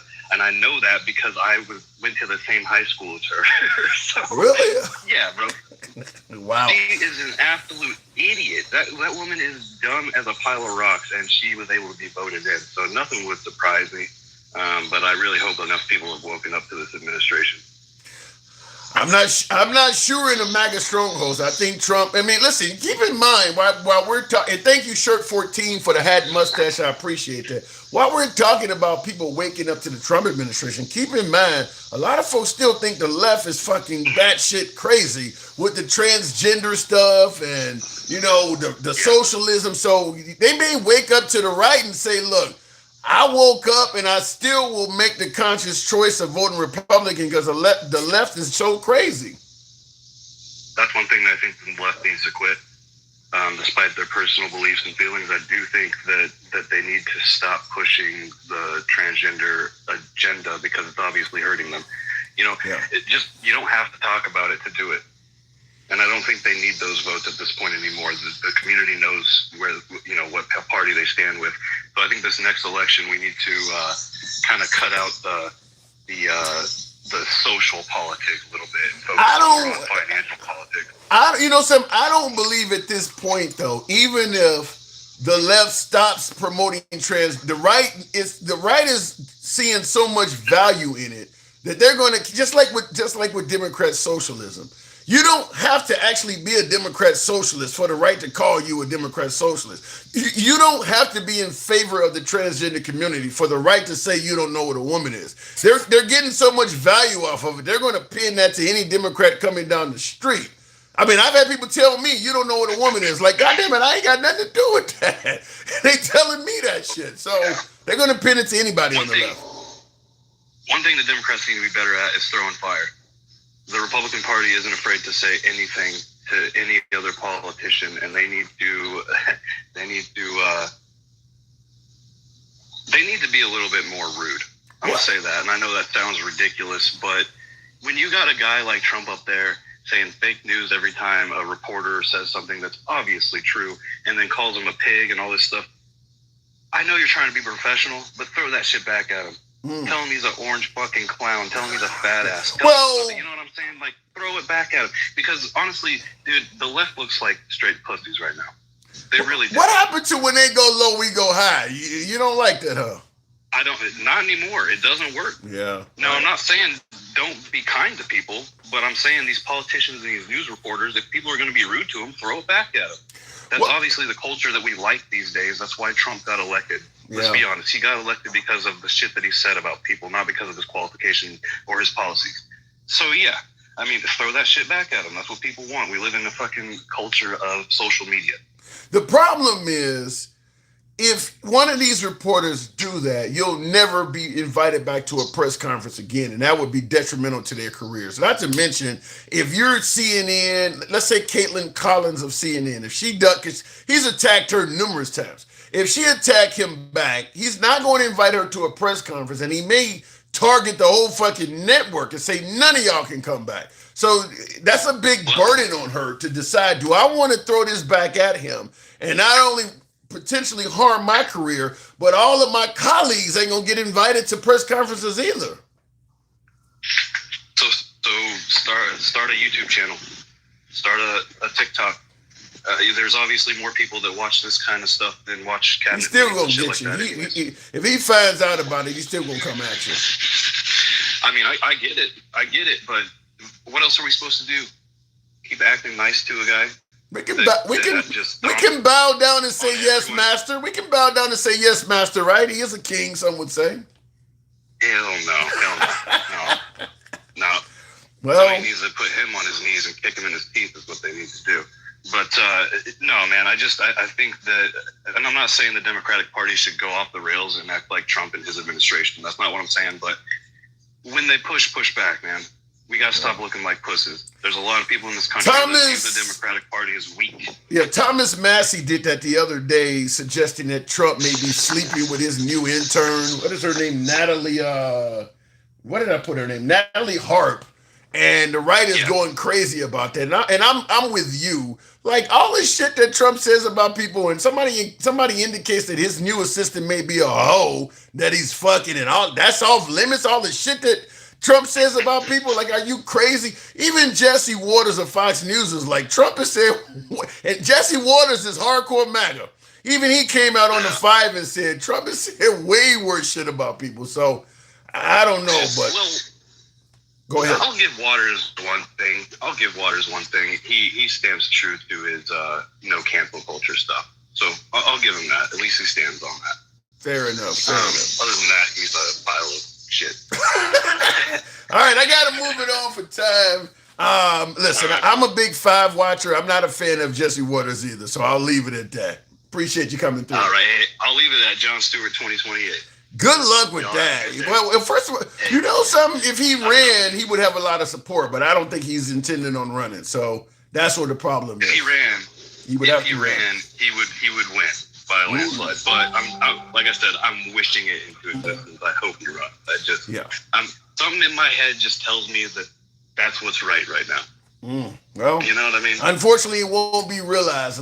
Not going forward, because I don't think Jon Stewart's going to do it. But I got to go. Thanks for coming through. Take care, bud. Appreciate it. Tap the screen. Help your boy with the hat and mustache. TikTok cap goes. No love today, huh? Wow. Real quick, a couple things I want to talk to you guys about. Certainly, folks are asking, why did I have the athlete on the screen? But before we get into that, and that will tie into what we're discussing, but this is what I was just telling my last caller, Jesse Waters on the 5. Jesse, it wasn't a quip that just came rolling off the tongue. It was written into the speech, so it was planned. Yeah, I mean, Natalie had bone cancer and Trump saved her life with right to try. So she's loyal. She's like, my Johnny. Johnny, very loyal. Some would say I saved his life. Metaphorically speaking. I knew you were going to go. But I mean, to suggest that Trump surrounds himself with attractive women, yeah, I think he's done that his whole life. I don't think he's very upset about the comment. Am I fazed by this comment? No. Has Trump said so much worse, so much more sleazy things against other people? Yes. Have I defended those things? Absolutely. So I'm not going to pretend I'm all hot and bothered about it. And the president doesn't even care. He's like, what? Who? Oh, Pee Wee Herman? Next story with. And so, like my last caller said, at least he's being consistent. I mean, he did come out because a lot of folks on the right are trying to make it sound like Thomas Massey, the Senate candidate, went over the top by suggesting this young assistant might be a hoe. Like, people were calling Michelle Obama a man, and they went after George W. Bush's kids. I mean, people go after people. I don't know why all of a sudden, and Trump, as Jesse Waters rightfully points out, Trump himself says all kinds of horrible shit about people. So, look, you can't do it if you can't. Don't do it if you can't take. What they say, don't dish it out if you cannot take it. So, I don't know if there's anybody that deserves to be the victim of personal attacks more than President Trump, because he's just launched a gaggle of them since being president. Blue One Banks, shout out. Blue One Banks making a Friday beautiful. Thank you very much. Thank you for the support. Denkel says North Korea sent 8,000 troops to fight in the Ukraine. Yes, 8,500 troops in the video they stated that, but now they're talking about sending potentially 50,000 more. 50,000 more. If the North Koreans send 50,000 more troops to fight on behalf of Russia against the Ukraine, and Trump is going around saying he has a good relationship with Kim Jong-un, to me that's pretty much like saying fuck Vladimir Zelensky of the Ukraine. I mean, just come out and say you don't like the guy, because that's what they're trying to kill his men. So if Trump is still saying he got it, whoa, real talk.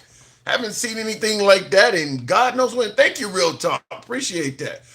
Trump kicked out a 4-star general for Hegseth. I think I remember hearing about that. Wow. And by the way, real quick, before we get on to the next caller, tap the screen, get us up to 35,000. You already said take a look at his body language, huh? You already have said that. Look at whose body language, Billy. Wow. In regards to the athlete you're seeing, Indiana Fever's Sophie Cunningham. Sophie Cunningham. She's been in the news. People asking why apparently she's come out and said, not apparently, but she did come out and say that there should not be, or better yet, she does not want to play against biological men in sports. She's a WNBA player.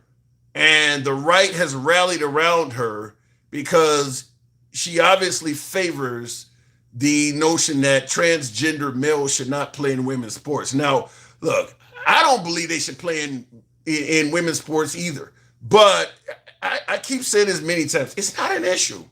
It's not an issue. This is something people are talking about that really is not happening. Handsome conservative, appreciate the money gun over on Clapper. Beautiful, emphasis on beautiful. Thank you. And this is not an issue. I believe the WNBA already has a rule that says if you went through puberty as a boy, you're disqualified for playing in the league. So it's already prevented from happening in the WNBA anyway. But once again, like I said, the right is going to pin anybody with things they believe is valuable, like pinning all Democrats as socialists or all Democrats as not knowing what a woman is. They're pinning the WNBA as a league that is considering letting men play. There is nothing like that on the horizon. It's just completely fabricated, and it's getting a lot of value from the right. They're holding segment after segment talking about this, even though it's not even a pipe dream. It's not the WNBA is not even discussing this. It's not even up for discussion. But if you only watch right-wing media, you would think this is about to happen tomorrow. Pam says she'll keep using her platform to speak out on women's sports. She says, quote, people are like, you have a platform, use it. And then once you use it, it's like, go back to playing basketball. Well, I think I could do both. She also added this about the WNBA commissioner. You do have to have a person in power who is bold, who's confident, who wants the best for the players and not maybe for themselves all the time. So I do feel like as a whole, that could be a position that maybe is open at the end of the year, but that's not my call. It comes as supporters are showing up for Cunningham at games across the country with another rally planned tonight in Texas. With that, let's bring in May Mailman, former White House. No, I don't like this because it's creating division in that league, and there's already a lot of division. Straight versus gay, white versus black. Now they don't threw this shit in there with the transgender. I don't, for Sophie Cunningham though, I'm sure her agent is like, any publicity is good publicity. If you're going to have, because the WNBA is predominantly African Americans, and there's a whole lot of lesbians. You're checking off a whole lot of boxes that the right does not like.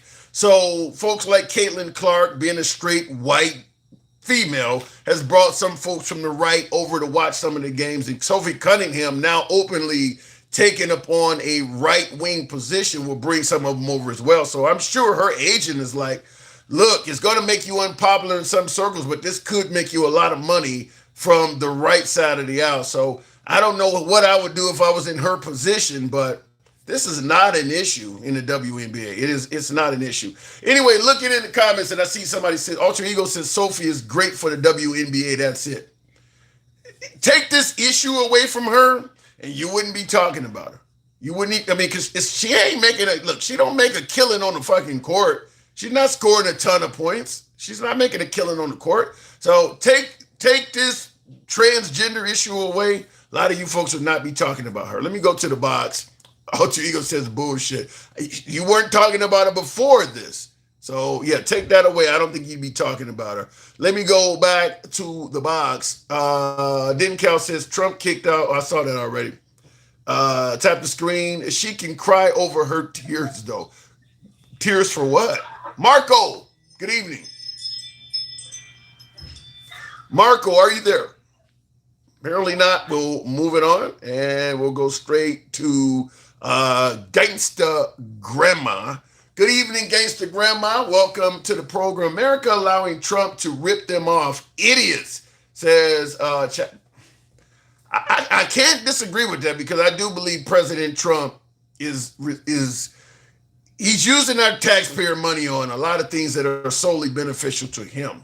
If you want to call it ripping us off, I'll leave it at that. But yeah, I can't totally disagree with you on that. Going back to the box, we'll make it happen with Backp. I don't know what. Am I getting a lot of guests on here that are not requesting? Is that says? Hey, how are you doing? I'm doing good. Is that Bach? How's the name pronounced? Yeah, it's Botch. Botch. Okay.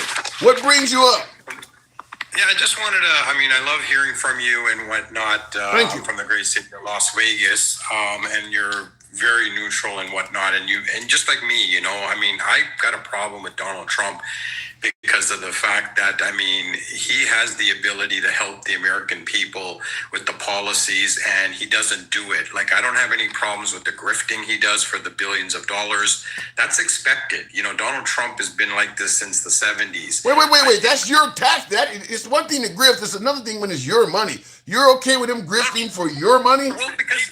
Yeah, no, but the problem here is, even if we don't like it, this is what he does, right? Like market manipulation, the things he does for the billionaires. This is all expected, the crypto coin. What my problem is that he should also be grifting for the American people, right? So if you can do $100 billion for your billionaire friends and a couple of billion for you, why isn't there any money in there for not the Democrats, the 70 million people that voted for you, that got you to that place so you can grift? So why haven't you done the things to uplift them? You know what I'm getting at? Yeah, I know what you're getting at. And the answer is because he grifted your ass too. That's why you were part of the grift. Yeah, but what I'm trying to say is, like, when he had the chance to even do, like, remember the credit card interest cap for 10%? Yeah. That was a great policy. Remember, Americans are drowning in credit card debt. It's a paycheck to a credit card. But I don't think you understand when I say you're part of the grift. You said you don't mind him grifting for him making billions and some of his friends, as long as he. Hold on. Hang on. Go ahead and repeat it. I said that I don't have a problem with Donald Trump doing the grifting, because that's what he's expected to do. Okay. Donald Trump has been grifting for years, as you know, from the Bibles, the crypto coins, all of these things are part and part of a whole marketing ploy that he does. Now he has the presidency to do it in the open, like when he grifts on the stock market and he market manipulates, on oil prices by saying that, hey, you know what, there's a ceasefire, then there's not a ceasefire, all this stuff. But that's the point. The point I'm making is this. You're okay with him grip. Now, you want him to make sure that the people at the bottom can eat too, but you're okay with him. Yes. Okay, I get that. And most MAGA agree with you.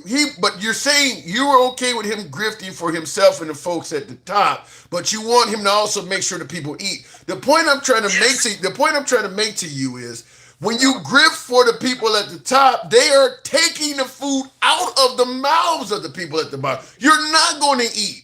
Because you are the source of a lot of their wealth. I get what you're saying, but what I'm trying to get at is when he does market manipulation and makes $50 billion through whatever means that he does, why isn't there $20 billion for that veteran, that single mom, the places that need it? That's what I'm saying. And I'm answering your question. I'm saying, like for instance, you mentioned the credit card interest and stuff like that. Some of his friends are the ones that are using that interest as part of the grift. I can't give you an interest rate discount when some of my millionaire friends are tallying that up as their profits. All of the stuff you're mentioning, he's surrounded with people that's what they're feeding off of. So I can't give you food because my people are eating that. But this is what I'm saying with the credit card things. The bankers and that I know aren't going to like it, but he's going to make the money for them on the other end with other policies. They want all the money. They want all the money. Right? Well, that's not fair then. You should be a liberal. You sound like a liberal now. No, but what I'm saying is like you know what? All I'm saying is a lot of the stuff that he has done has not helped him. Look at the poll numbers on the Iran stuff, right? It's tanked him. Yeah. Okay, he's down to 33%. You cannot win. Elections, you need to scrape 5-6%. You don't need to win again. You don't need to win again. Remember let's go with what you said, the grifting. The whole focus is grifting. Even the Iran war, all of the people you said you're okay with him grifting and doing it for us, all of them are making a fortune off the war. He is doing what you said is okay to do, just at an astronomical level. They're making a killing off of that. His sons are getting drone and defense contracts in the process. They're doing the grifting. They're just doing it really good. But why not use that grifting to help the 70 million people? Remember, you know what I'm getting at. I'm saying policies. I'm saying the policies to help the people that are down and out. That includes the MAGA. That includes the 70 million people that voted for him. Remember the tariff checks? There's $170 billion being refunded to Amazon, to all of these companies, Walmart. So why not say out of the 70 billion guys, we're going to throw some money to my people? So making them feel good and saying, I'm getting the $5,000, Donald Trump made sure that I was looked after. You should be hanging with Mom Donnie and AOC. To me, you're like the hyena telling the lion, why don't you leave some of this for us? They don't give a fuck about you. They don't care. They don't care if you starve. In fact, if you keep hanging around to kill, they're going to come over there and break your neck too. He doesn't care about you. It's pretty obvious. You know what? You're right. Hypothetically, if he did care, wouldn't he do those type of things? Yes.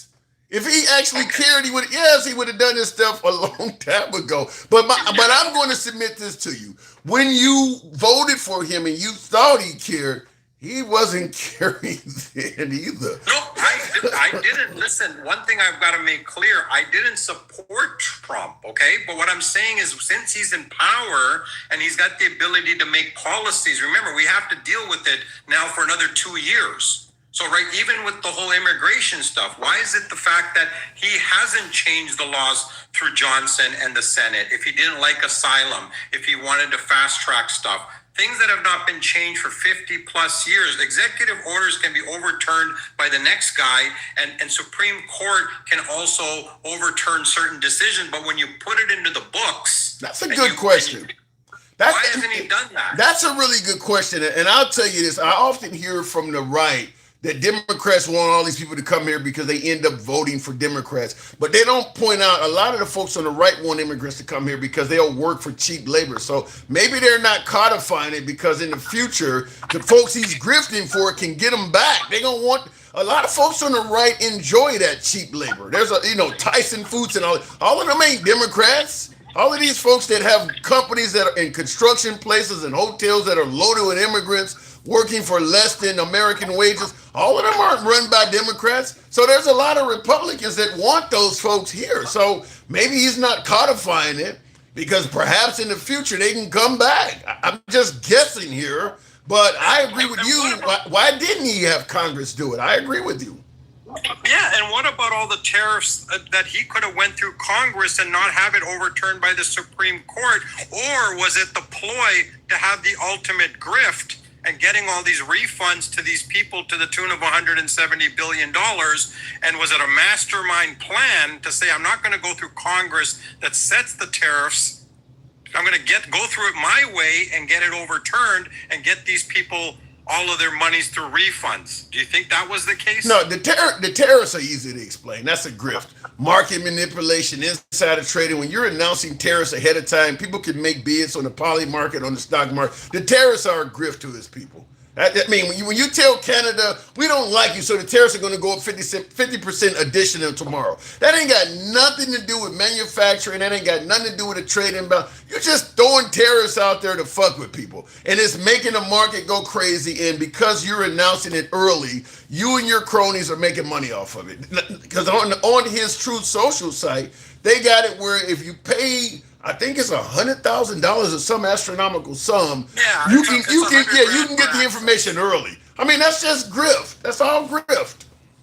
Now, what about the last thing, and I'll leave it on this. When Donald Trump needs to take the win, remember the housing bill that was bipartisan that he needed to just sign, say he did it all, take credit for it all, so Americans maybe in this lifetime may be able to own a home.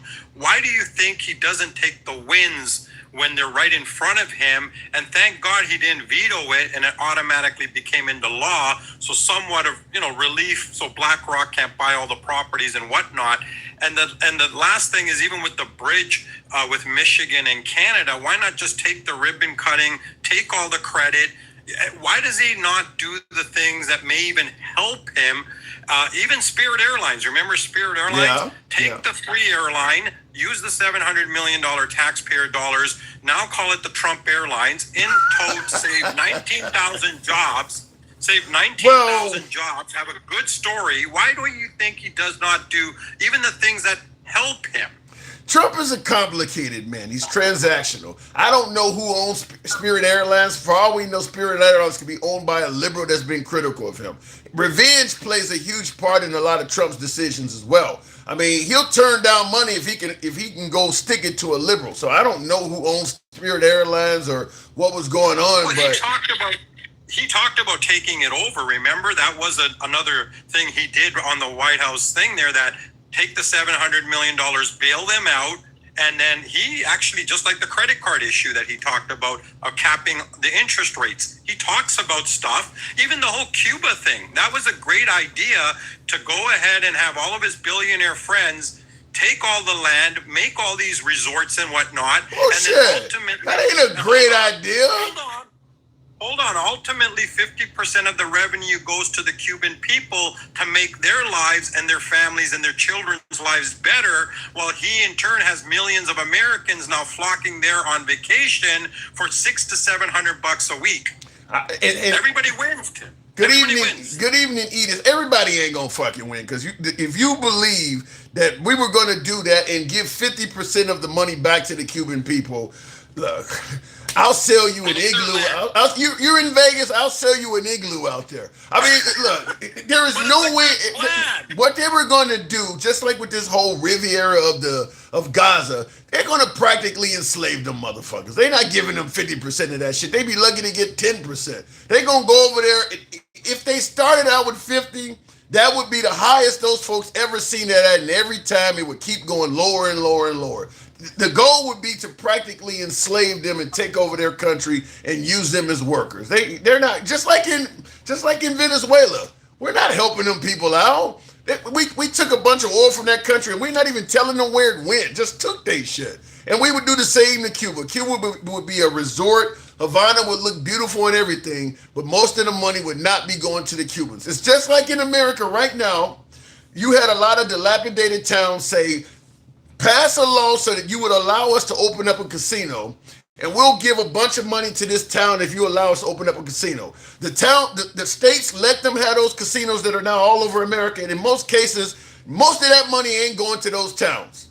Other than maybe a few blocks around it where they got to make sure it's secure and shit. The rest of that city ain't seeing none of that money. It sounds good in the beginning, but that's never the goal. Last word to you. Well, maybe it's wishful thinking, and I just thought that if the whole premises was to actually hypothetically care, then that would have been a good plan to help everybody. But you're right. I guess when you don't care and you have bad intentions, I was just thinking on the good side, right? You know what? I mean, the people have been suffering for 80 plus years, right? It's a beautiful island. I've visited it many times. You know, it's best beaches in the world. Oh, you've been to Cuba? I've been to Cuba 2-3 times. I've been to Havana. I've been to actually Cayacoco. I mean, if you go there on the premises of helping the Cuban people, then it's okay. That's the way they get. That's what we don't even help them out during a hurricane. You hear hurricanes headed toward Florida. They'll show you the map. Hurricanes just all over Cuba swirling. You don't hear no news stories and shit. They be like, "What's going to hit Key West next week?" Like, what about the people that are under it right now? They don't even cover that shit. So we don't care nothing about them people. And you know what it is, and I'll leave it on this, and I'll let you get back to another person. But I just wanted to say that the way that our country has become, where, like you talked about in your last segment about, you know, transgender, that doesn't matter, man. That people are just struggling to keep things going, let alone 1% of the population, which, do I agree with it? No. Does it affect me? No. So why do I be bothered by it? It really does not make a thing in my life. If you ask most MAGA people or most Republicans, does this affect you? The answer is always no. But Donald Trump has created this illusion, just like the election stuff. There was never a problem until Donald Trump told you there was a problem, right? Remember, he won in 2016. He won in 2024. And yes, Donald Trump won. I can say that. I can say Donald Trump won the election. The problem is he has created an atmosphere that we can't say war. We can't say who won. And it's hundreds of millions of people in our country, and that is to the detriment of America, and I'll leave it on that. All right, appreciate it. Thanks for coming up, bud. Come on back anytime. Appreciate it. Tap the screen, get the likes on up to 60,000. Had Mustache, show your boy some love. Help you out with the Had Mustache TikTok cap goals, if you will. I bet you vaccine Nazis miss scamdemics, huh? LOL. I don't know, what is a vaccine Nazi? I don't know, because I do recall the pandemic originally happening under Trump, then going on to Biden. Under Trump, we were told to wear masks. Things were shutting down under Trump, and things shut down under Biden. I think the only difference is, and I don't want to go too deep into the pandemic. I see one of my viewers sent the super chat, so I'll address it briefly. But fact is, when Dr. Fauci was giving out instructions that people do not like, he gave out instructions on the pandemic under Trump, then he also gave out instructions under Biden. For some reason, MAGA views Dr. Fauci as a liberal, so any instructions Dr. Fauci gave out, they give Biden also credit, and the liberals also credit for the instructions. Even though a lot of the shit Dr. Fauci was telling people to do, Trump was on television standing next to him as the president of the United States. So they're separating Fauci and Trump under Trump's administration. But when Fauci was giving instructions under Biden, now they're all of a sudden a team. And some of that looks fucking cult-like to me. Trump was on TV with Dr. Fauci telling you to wash your groceries and all kinds of shit. How does he not get the blame for that? But then when Fauci goes on television during the Biden administration, now we want to blame all the shit he's saying on the liberals. But when he was saying it under Republicans, no responsibility goes on Trump. Make that shit make sense. In the comments, tap the screen, by the way. Thank you, who's it, Bruce? Thank you for the laughing disco, Bruce. Going straight back to the box. And before I bring up the next guest, I do want to mention this one more time because I haven't discussed this with any other callers yet. But I do want to get somebody's opinion on this, or several people's opinion on this, because to me, this is... I'm upset by it. I don't like how it looks, and it fits into the narrative of my last caller talking about grifting. Navy is weighing whether to rename a carrier that was supposed to be named after a war hero from Waco to now naming it after President Trump. The USS Doris Miller is currently under construction. It was set to honor a sailor from Central Texas for his heroic actions during the attack on Pearl Harbor, where he took control of an anti-aircraft gun despite receiving no training and opened fire on Japanese planes, later helping his fellow sailors to safety. But 3 sources familiar with internal discussions told CNN that the Navy was considering to change the name. 2 of the sources said there have been internal conversations to name it after President Trump. It would be an unprecedented move for the Navy to name an aircraft carrier after a sitting president. The sitting president. I just want to, before we go to the next caller, you guys heard when Kamala Harris got the appointment, everybody was saying DEI. She wasn't qualified. She didn't earn it. You know, they say the acronym's DEI. The naysayers say it stands for didn't earn it. You know, Kamala Harris not. How the hell is Trump getting a carrier named after him?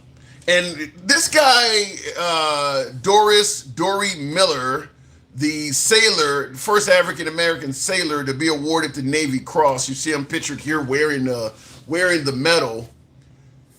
During the Japanese attack on Pearl Harbor, you know, he took control of a AAA gun, an anti-aircraft artillery gun, which he was not trained to use because African-Americans could not even serve in combat roles back then just because they were black. But he took control of the gun and was firing that Japanese aircraft flying overhead until he ran out of bullets. Then he started dragging his comrades to safety that had been wounded. He also dragged his mortally wounded captain as well. He was awarded that Navy Cross by Nimitz himself, who Nimitz also has a carrier that was named after him. And to me, this guy is the definition of merit. The definition of merit. How the hell does his carrier potentially get replaced with President Trump's name? How is Trump not the DEI person in this story? Where's MAGA? You want to talk about didn't earn it? Trump hasn't earned a carrier being named after him. Where's the MAGA side of the aisle when they're talking about DEI? You can see it in Kamala Harris, but not in this shit. Now, keep in mind, Trump also is the one that stopped the Harriet Tubman $20 bill from coming out in his first term. Different conversation, though. We can talk about that another time. But how does this look? Done more for African Americans than anybody since Abraham Lincoln. Let me go back to the box. That's what Trump often says. He's done more for African Americans than anybody since Abraham Lincoln. We'll go to Mike, the boss. Good evening, Mike. What do you get for your wages? Bezos workers are poorly something. I don't know. You guys are talking amongst each other. Did Mike come up? Apparently not. We'll try it again. MAGA reacts. Don't forget he still wants his name on the Kennedy Center. Yeah, it's crazy. I don't get it. MAGA, good evening. Hey, what's going on? Not much. Have you heard this story, Dory Miller? Just what you just told about it. What's your opinion? I don't know. I don't know. I need to know more. I don't think Trump should go first. I think we should go with this guy. Okay. So you would see this as... That's my opinion today. Okay, fair enough. I mean, do you think his name should be on any carrier? Do you think he has earned? Do you think President Trump has earned putting his name on an aircraft carrier while he's still alive, by the way? I think he's earned it, but you know. Earned it how? This guy should be named. Earned it how? What do you mean? Trump has changed everything about our politics. He changed so much. He basically changed the world in a way that's never going to go back. And I think he changed it for the better. Really? Give me some examples. You know? Give me some examples. Well, before Trump, you could get away with like a lot of shit as a politician. And we just elected people just because they're pro-life or pro-choice. like people have to stand up to a lot more scrutiny than they were before. You know? Huh? Wait. You said before Trump, politicians can get away with a lot of shit. So Trump has made it so politicians can now not get away with a lot of shit? Yeah, because look how hard look how much more people are paying attention. Just because Trump got so many more people engaged in politics in a way they were never engaged before. So he's trying to. People are engaged in politics. It's very hard to lie to them, and very hard to it's harder. You can still do it, but it's harder to lie to people when they're so engaged in politics. Before they weren't paying attention, so you get away with murder. You do realize he's trying to appoint Darlene Graham, Lindsey Graham's sister, to South Carolina Senate. She has zero qualifications, zero experience. But you're saying politicians can't get away with stuff. Yeah, before he would have been able to do that, no problem. Now he's actually he has a problem. The fact that she sucks. She's currently in there now. Fucking elected and everything. She's currently in there now. She's currently a senator as we speak. No qualifications. I mean, she's doing the same job as Mitch McConnell, and he's fucking dead. Same job as fucking what's her name that was also dead in a wheelchair. I don't see what he stopped you from getting away with. What's up? You said paying attention. Like he would have, 10 years ago, 15 years ago, you wouldn't even know about any of this shit. You know, people would be like, "Who gives a fuck?" Or you wouldn't hear about it. No one would care. You just now you said. actually care and you're paying attention. But she's in there, and you said she's doing the same job as Mitch McConnell, somebody that people think is essentially dead. So you're admitting he put somebody in the Senate that's not doing anything at all, and somehow you believe that makes us better? Yeah, because at least now you know, and it's hurting him. Shit like this is not going to help him. Is it hurting him? I think so. Yeah, I agree with you. He should have picked that other lady, the one that ran against him, Nikki Haley. I don't know if she wanted the job, but I would have preferred her way over this sister. Yeah. Well, you do realize as we speak right now, he's in South Carolina campaigning for this woman to serve a full term now. Listen, that's the other thing. I think she's qualified just the same way fucking Harris was qualified. Bullshit. It's a popularity contest, Tim. She just has to be popular to win. That's the only qualification you need. So when you tell me Harris being a senator makes her qualified, I'm like, no, she's just popular, or not even popular. She just, she got through because it was a heavy fucking D, and this is the opposite of Harris. This is Harris, but in fucking South Carolina. So the same way you don't think this lady's qualified is the same way Harris wasn't qualified, but she got the job anyway because it's First of all, Harris held down several positions that required her to campaign and get elected. She was attorney general. She also was a state senator. You got to campaign and win that. You got to convince the people to vote for you. You got to win. So Biden appointed her to VP, but she had won positions. So, I mean, obviously she didn't have a lot on her record that was horrible. Otherwise, Biden would have never appointed her as VP. So you're trying to say both of these folks are equally unqualified. I think it's like night and day. Yeah. No, I think it's the same shit. At least that's how I feel. Because Harris, if you replaced them, the same shit would have happened. You just didn't pay attention back then. Unqualified Harris got through the same way this unqualified, whatever her fucking name is, Graham is going to get through. It's the same way. It's the same way they all get elected. Did you think Trump was qualified? Get away with this. Did you think Trump was qualified? Did you think Trump was qualified? Are we talking about the first time or the second time? Period. Well, the second time he was the most qualified person because he was president. What about the first time? The first time he was qualified because he ran a big business and dealt with these people all the time, and he had the experience and the know-how to run a giant business like that. And he had international ties and he had political ties. What about Obama? Yeah, I think he was very qualified. Was Obama qualified?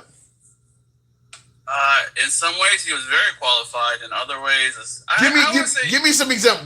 Give me the qualified ways and then give me the ways he was unqualified. Talking about Obama. I mean, he was qualified because he was a very smart and charismatic person. And Kamala Harris was not?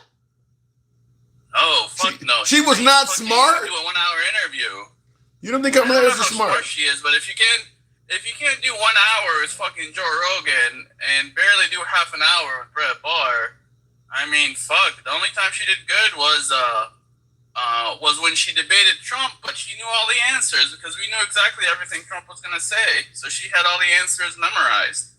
Well, I will tell you I this. mean, she's the kind of, there's two kinds of smart. There's the kind of smart where you do your homework and you get all your work done and you get good grades because of that. And then there's the kind of smart where, like, you're a problem solver, you figure shit out on the fly, and you're just a smart person that's just you do shit on the fly. She's does her homework kind of smart, and that's not necessarily like a smart person. Well, I think Trump, because you say answer things on the fly and things like that. I mean, Trump lies on the fly. And it works. I mean, Trump would just say some shit that sounds really good to the people that he knows is not true or something he has no intentions of doing or some crazy shit like they're eating cats and dogs. And people walk away like, well, he's qualified. I don't get it. Well, that's one of it. It's a popularity contest. And one of the things you do as a fucking president is listen to the people.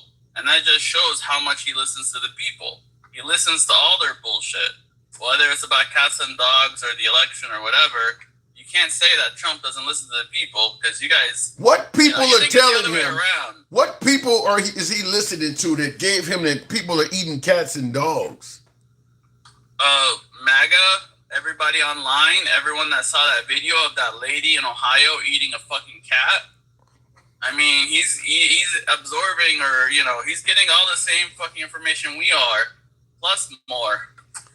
Okay, first of all, the video that you're talking about in Ohio, okay, so you see one person and you say that you got people thinking the whole fucking town is doing this because of the actions of one person. That's usually how proof works. An example gets blown out of proportion and By the president. Everyone believed it off that one video. Because they don't like black people, MAGA. Because they don't like black people. They don't like Haitians. It's easy to believe people that do crazy shit when you're already fucking racist. It wasn't that we forced that lady to be black. Where's the video of a white person eating a cat? I can show you. There's fucking videos of white people fucking kids. You don't believe they believe them all are pedophiles, do you? I mean, come on now. One person, and you gonna seriously? This is where you're like, it's fucking, crazy. We saw it with our own eyes. I mean, so what? It turned out to be not a fucking Haitian. It's still very close to the things we were looking for. Let me tell you how this works. Let me tell you how. And then you forget that. Let me tell you how racism. Santeria and voodoo. Let me tell you how. This is how racism works. This is how racism works. If you are racist against a community, all you need to do is see one person from that community doing something, and you'll dirty up the whole fucking community. No matter how many white people Trump see doing something wrong, he's never going to say all white people do that. But if he sees one immigrant or one gay person or one trans person doing something, they're going to mark the whole group up. That's how hate and racism work. I don't care how many bad cops somebody see on video. They're never going to say all cops are like that.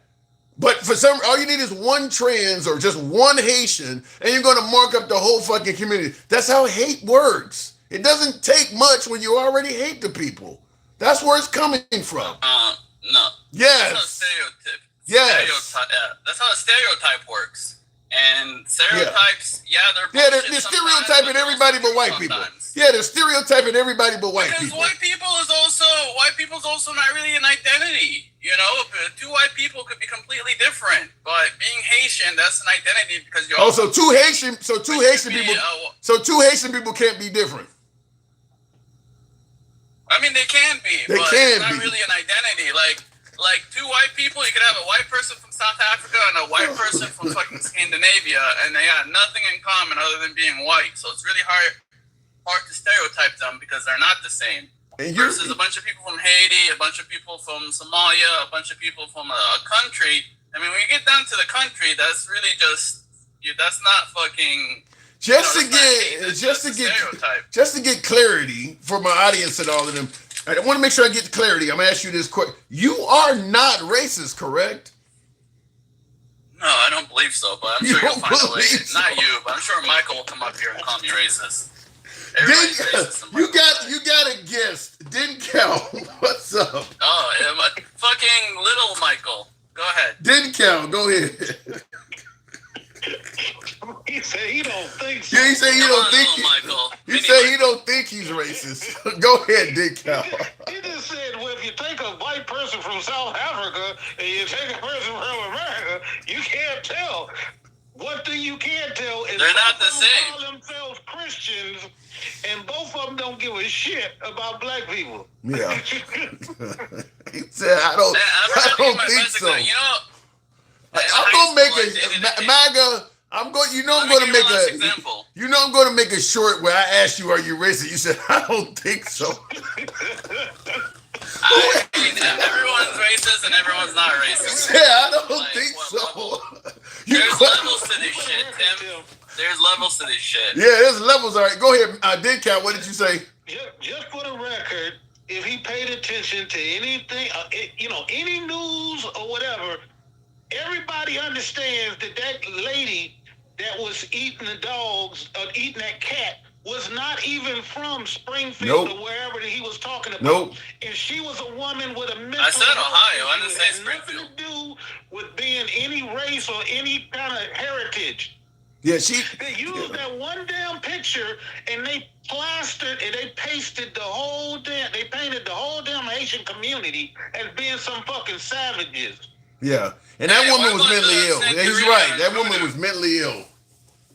Listen, I dated a Haitian. I've been to a Haitian church. Have you ever been there? It smells like pure blood from all the chicken and probably cat sacrifice. So now Haitians stink. Oh my God! No, have you been to a Haitian church? I live in North Miami, buddy. I've been growing up with Haitians all my life. He asked, "How do you know what a whole bunch of blood smell like? What are you, a fucking coroner?" No, because I've cooked fucking food before. What do you mean? Have you never cooked any food? And I don't think.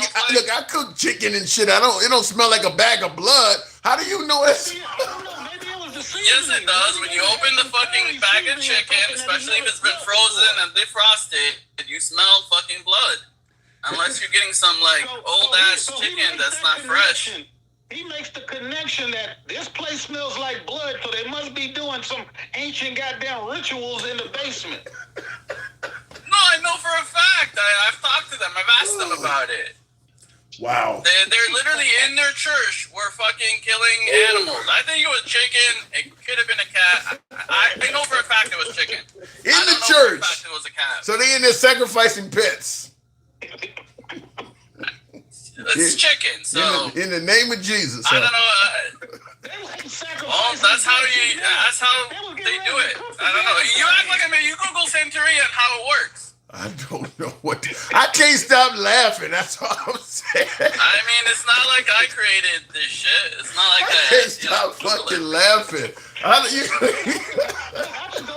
could go down to the Easter Market downtown Detroit, and I can walk in there and I can get them to kill a damn chicken or a turkey right there on the spot. They'll slit his neck right through, or they'll swing him around and snap his neck. That don't mean they commit rituals. They were probably just skinning the damn chickens to eat them. In church? People cook people do cook in people cook in church. They have dinners and everything. At the altar of the church. This is the front, the altar. Right. He said you definitely never been. Yeah, he said you definitely never been to a black church because they plenty of shit get cooked in the basement or in the back room of churches all over the country. I've eaten meals at church. This is the altar. This is where they do the rituals. This is where they do the praying. The altar of a church. But it could have been being cooked in a different part of the church, and the sin just came there. No, this is straight up blood at the altar. There was no kitchen nearby or anything like that. What did you do when did you run out of there? What did you do? What did you do when you went in there and you smelled nothing but blood? Did you run out of there? Or did you sit through service? It wasn't a service. It was after hours. But no, Why are you? What the fuck? Why are you in the church after hours? What were you doing? They trying to sacrifice your ass? Why did they sacrifice? No, I was working for Haitians and I was dating a Haitian. Actually, no. I think the people I'm working for weren't Haitian. They You were. make it sound like they were going. You make it sound like they were going to cut open your stomach, pull out the guts, and see how MAGA reacts, huh? That doesn't. This was like 20 years ago. I don't get it. So you in the church after hours? What are you doing in there?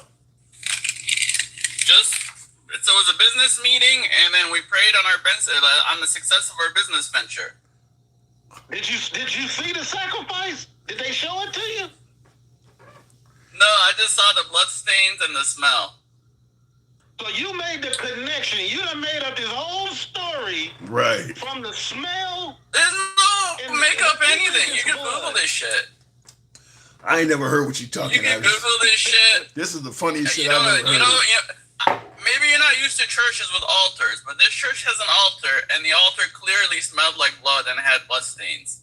So I don't know what to tell you. Like, isn't that illegal? Did you report them? I don't think sacrificing chicken's illegal. Sacrificing cat, if I had proof of that, or if they. Also, this was 20 years ago before we all had fucking cell phones in our pockets. I could record in high def. So the president's eating cats and dogs, and you took this situation that happened 20 years ago when you don't even know what the fuck really happened, and you made the leap that Haitians eat cats and dogs and Trump was justified. I don't have to make any leaps. This is a well-known thing that voodoo It's and not well-known. involves. Google it. You have a computer behind you. Google the fucking Santeria and voodoo. It's not well known that Haitians that live in America are eating cats. It wouldn't have, if that was the case, it wouldn't have been shocking when he said it. I mean, we know that already. I also says chicken. I have no proof of any pets. I'm just gonna be wholesome and say it was chickens. Okay. Well, goddamn, we slaughter 1 million chickens a day here in America. Right. I would be slaughtering one right now, goddamn. And I'm hungry. Oh my God. I'm not saying anything of it. It just that's not even the reason I came up here. We have to finish our conversation about Mr. Anthony, Carmelo Anthony yet. What do you? I haven't. Give me what you got briefly, because I haven't researched that, so I'm not gonna. I don't have any counterpoints. Did you not read the text messages that fucking Mike was trying to say they were wholesome, bro? He fucking Anthony texts his girlfriend that he wants to stab somebody and lick the blood off the knife. Literally a text message he sent this girl that was complaining he was stalking her, and he sent a text message about fucking wanting to fucking go to shoot up the school. And he sent a text messaging saying he was on the verge of going crazy. He sent all these crazy text messages to his ex-girlfriend. And let me be fair, Metcalf, when he was like 5 years younger, he did some fucking racist shit, painting graffiti and shit like that. So both of them had really fucked up shit in their history. Hold on. Dinkel got a counter. Dinkel, go ahead, Dinkel. MAGA react. Spell it out. What he done. Spell it out just like you. He did some racist shit. He spray painted KKK and a bunch of shit when he was like 5 years younger versus the day before. The one was like 3, 4, 5 years before when he was in like middle school. With Anthony, it was like the day before. He was telling his girlfriend how he's about to go crazy and how he wants to. No, wait. What exactly did? What kind of racist? Define racist. Hold on. Define racist shit. What exactly did he do? They spray painted like KKK, kill everyone. I don't want to say kill all black people. I think we're just KKK kill and some other fucking shit like that. Okay, now Dinkel is indicating he can specify it more clear. Go ahead, Dinkel. What did he do? Go ahead, Dinkel. He said kill all the N-words. He did not say kill everyone. And he's got. Okay, I was being nice. Go ahead. In high school, where he has threatened people, he has punched girls. This ain't all happened no 5 Oh, they both have. They both punch girls. That's another thing. Well, then why didn't you lay it out like that then? Don't try to make it. I didn't get to it. But you just said he did some racist shit, which doesn't sound anywhere near as awful as what Denkel pointed out. It sounds a lot worse when you give it to it in detail. Racist shit could be you quoted some Archie Bunker shit. I mean, that could be anything. But when you start talking about killing all black people, that's way worse. And using the N-word in the process. Okay, I agree with you. I could have been more detailed. I just didn't have it in front of me to be as detailed as I could. He threatened a teacher in school when he was in high school. So say it. Okay, that can mean anything. Most of the racist shit happened when he was in middle school. Well, I'll just say this: it definitely paints him in a picture as being something more sinister than just an all-American football hero, which is what he's been portrayed as. It makes it sound like, I'm not saying he deserved to die. Still, I'm not saying that. I still have not seen anything that justifies Carmelo Anthony stabbing him. I think Carmelo Anthony got way too much time, but hearing that this dude was an ardent racist is starting to make him look more darker, and it makes it clear that, from what I've heard, these folks had prior contact with each other. So it makes me want to know more. They don't have any prior contact. They knew nothing about each other before that day. So as far as I know, there's no evidence of prior contact. They had never talked to each other or anything. They don't know anything about each other. We just know that Carmelo Anthony was texting his girlfriend that he's gonna fucking stab someone. And the next day, the first person he sees, not the first person he sees, but he runs into Metcalf the next day and he stabs him after telling his girlfriend he's going to stab someone the fucking night before. And I mean, this is I wish Mike is not in the cover, because Mike is really well versed on this. I tried to get him. Nobody's biased as fuck because he didn't mention any of this shit. I mean, shit, you biased too. Talking about blood in churches and shit. At least I mentioned it. At least I mentioned it. Whoa, thank you, conservative. Thank you very much. He would kill me and you, the host. Yeah, I think, it absolutely sounds like. I can't hear Denkel. For some reason, it's a little lower, but I'll relate if I have to. But yeah, it absolutely paints Austin Metcalf as he's not, like I said, he looks like an all-American football hero in all of the, a Ken doll, some shit, a Ken doll with muscles. He looked like a nice kid the way they're portraying him. But yeah, all of this N-word shit, I had never heard any of that stuff. Painting. Well, that's the other thing. Like, we have the text messages straight from the phone with Carmelo Anthony, where all this shit with Metcalf is like we're hearing it like somebody telling us about it. So we don't have the actual graffiti or the text messages. We don't know like what actually. Well, witnesses. I mean, it sounds like more witnesses need to be brought forward. Because this is kind of like when what is his name, O.J. Simpson, and they were able to prove Mark Furman had used the N-word and shit. If the person that you're dealing with was a racist and shit like that, it's easier to believe that maybe what this guy did may have been rooted in something. I want to know. Like I said, I still don't think Carmelo Anthony had a right to take his life, but I want to know. Plus, the kid was like 10. The kid was 10, 12 years old. He's fucking 17 now, so I think he might have changed in the last 5-6 years. MAGA says Nick Denkel says that's not true. Your age difference. That's when it started when he was that age, but it progressed through middle school all the way into high school. No. Most of the racist shit was when he was in middle school. As far as I know, the high school shit is all like him being aggressive and violent. And that's all fucking people his age. Well, shit, if he's aggressive and violent, what are the chances that when he got stabbed, he was being aggressive and violent then? He may have been on the cusp of being aggressive and violent when he shanked him. That's starting to make a self-defense discussion come into play. No, violent is me like stretching it. He was very aggressive, but barely violent. I don't think he was violent at all. I mean, you be the judge. Fuck it. I think they were evenly fucked up and keeping it out. The judge in the case got recused. Yeah, we do want to be. Yeah. Because he didn't want anything to do with this shit. He wanted to be like, get me out of this shit. No, let the next person decide. It sounded to me like the all-American football players, the image they wanted to portray, and they didn't want this stuff to come to surface because, I think he would have got a lot more African-American support talking about Carmelo Anthony if folks had this confirmation that this dude was so fucking racist. I didn't hear about it. I think it would have hurt him. All the shit that I'm not even doing it justice. Go look at all the Anthony text messages. That shit would have hurt him way more than the other shit would have helped him. Well, he got 35 years, so you can't do no worse to Carmelo Anthony. How much more hurting? Right, you can't do no worse to him. I mean, he don't got motherfuckers get double murder and they don't do 35 years. So you've done as much as you can do to Carmelo Anthony. We need to know more about Austin Metcalf at this point. Look, he got to remember. He gets parole after half. He could have gotten a way higher murder charge, including death penalty. Doubt. If you can prove that the guy who came up to him and told him to get out of their tent and pushed him was a known racist, that changes the whole trajectory of the case. That's a good point. No, it doesn't. Yes, it does. It does. There is no reasonable doubt. We know he stabbed him. There's no reasonable doubt when it comes to stabbing fucking the guy. We know he stabbed him, and he's fantasizing about stabbing someone the night before. The argument from Carmelo Anthony that he tried to use was self-defense.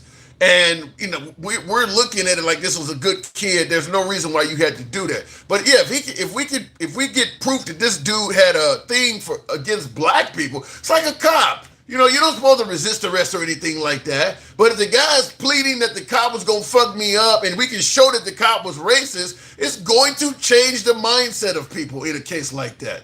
Like I said, I still am not sold on. I'm not sold on the guy needed to die. I'm not sold on he needed to be stabbed. But I didn't know all this racist shit. I need to hear more about it. He can be as racist as he wants. He didn't stab anyone, Tim. If you would have stabbed someone and tried to claim self-defense, then you could be like, oh no, he was just racist. Okay, what did you say, Denzel? He didn't stab anyone. Okay. It says information about Metcalf's past has also emerged. Court records presented at the hearing included allegations that Metcalf and his twin brother Hunter had previously spray painted racist and anti-Semitic graffiti, including references to the KKK and Hitler, and were placed on juvenile probation. They got a history. Records Hold on. Include allegations that Metcalf used racial slurs at school and bullied a black student. How old when they did the graffiti? Included others incidents involving aggression and profanity. He's saying how old are these incidents? He's questioning how old are these incidents? Specifically the graffiti one. Don't give me the last one. But I understand it doesn't give his age when it happened. It did say he was put on juvenile probation. But juvenile probation can go all the way up to 16. Yeah. I gotta move it on, gentlemen. Middle school. All right. I gotta move it on for time. I got one last thing, though. Real quick. All right, Dencal, I gotta move on, too. All right. Thank you. Real quick. Anthony was literally fantasizing about stabbing someone the night before. His girlfriend went to talk about him stalking her the night before. And then he's stabbing someone the day after. He's like, tells her he's been fantasizing about stabbing someone. I mean, this is a no-brainer, Tim. I need way more than help them. But I'm going to tell you, even if you got a case that's a no-brainer, when you start hiding information like this dude is an ardent racist and all that in his past, you can snatch defeat from the jaws of victory. That should have came out. That absolutely should have came out. That this guy has a history of being a racist and painting signs like "kill all Negroes" and shit. That's got to come out. That needs to be. Now the fact that it's coming out after the fact may fuck up their conviction. I think at the very least it's probably going to end up resulting in Carmelo Anthony's 35 years getting reduced. I don't think he had the right to kill a guy. I think 35 years is heavy. And hearing this, I feel more confident in that statement. And I'm only hearing some of it. There may be more. They've hidden stuff about Austin Metcalf. We need to hear that stuff. I got to go. I don't know. There's also some shit about a gun. They both fantasize about the fact that things are hidden is the fact that stuff didn't come out like this is not helping Austin Metcalf. I gotta go. And I say that because Carmelo, no, it ain't help Carmelo. It didn't help Carmelo Anthony at all. He got 35 fucking years. It didn't help him out at all. He got the book thrown at him.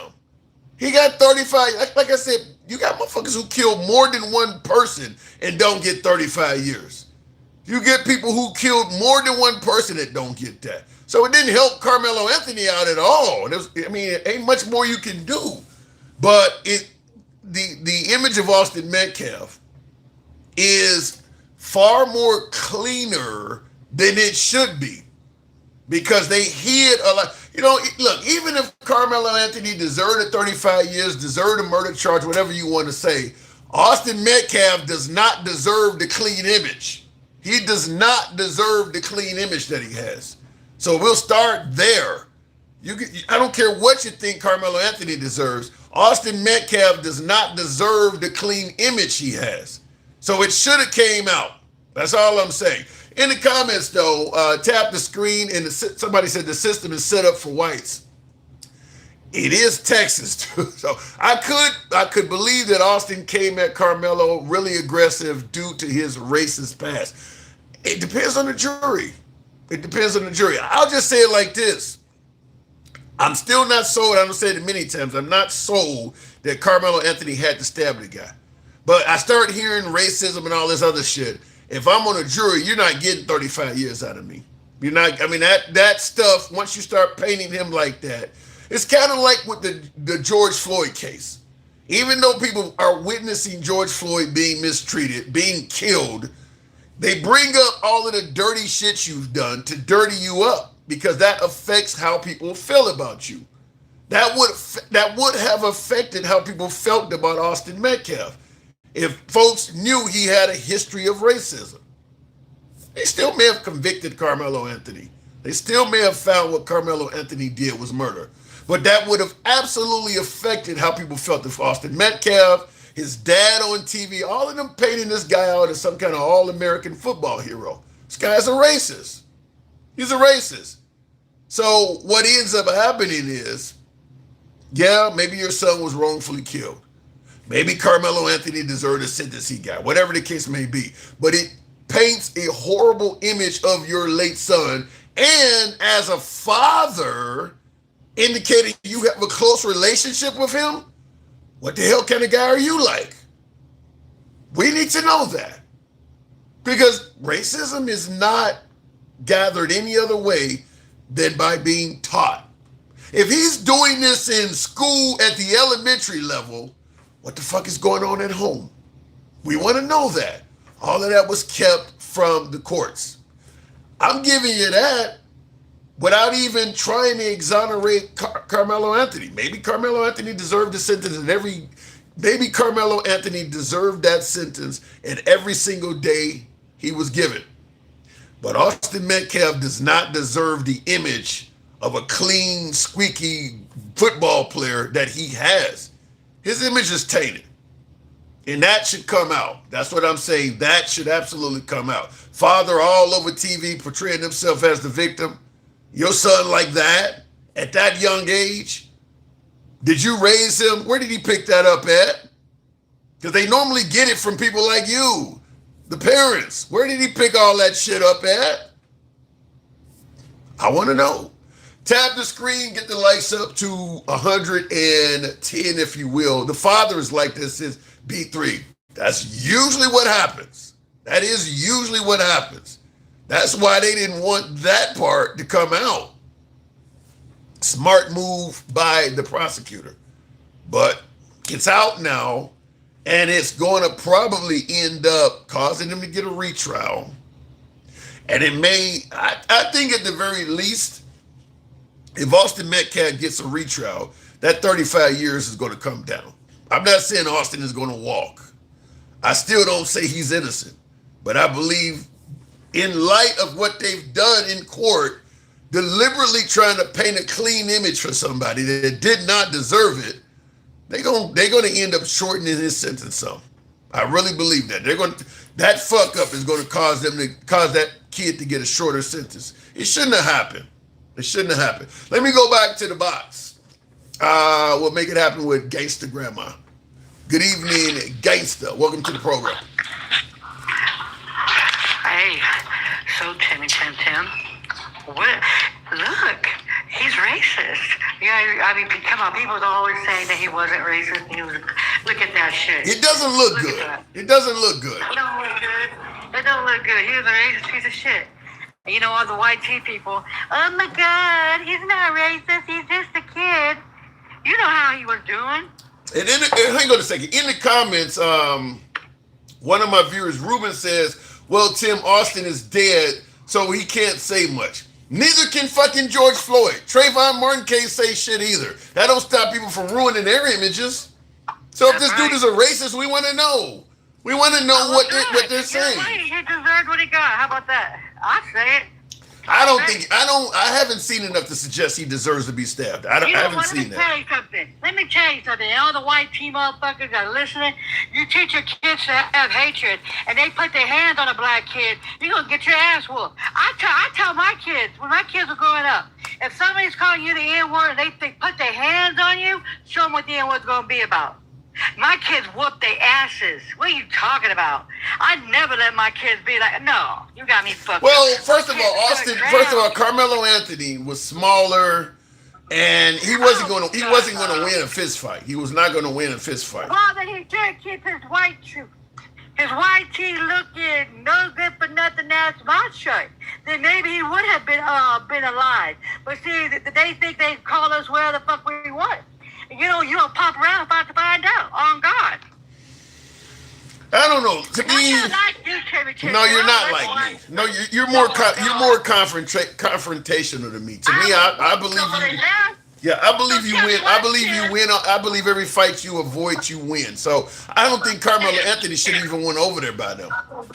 Tim, you missed something today, Tim. You don't love me. I want a divorce. Guess what I did today, Tim?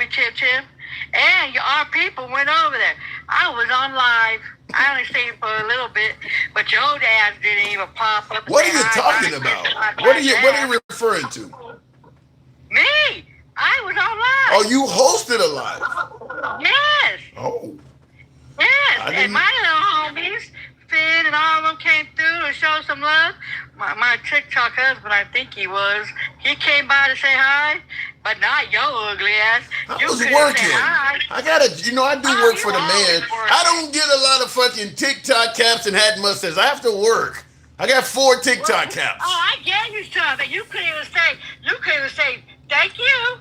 Thank you. You didn't say thank you to me.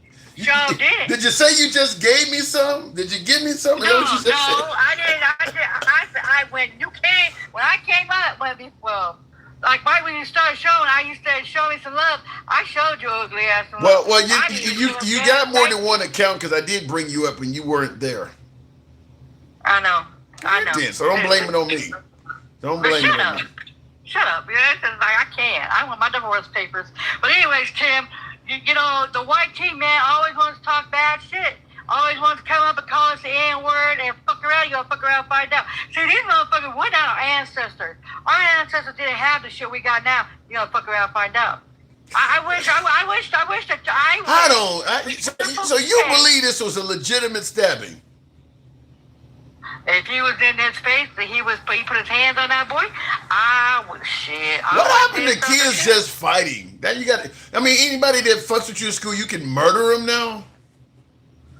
If you put your hands on somebody, when you put your hands on somebody, you give them the every right to whoop your ass. That's called self-defense. He didn't try to whoop his ass, Gacy. He killed him.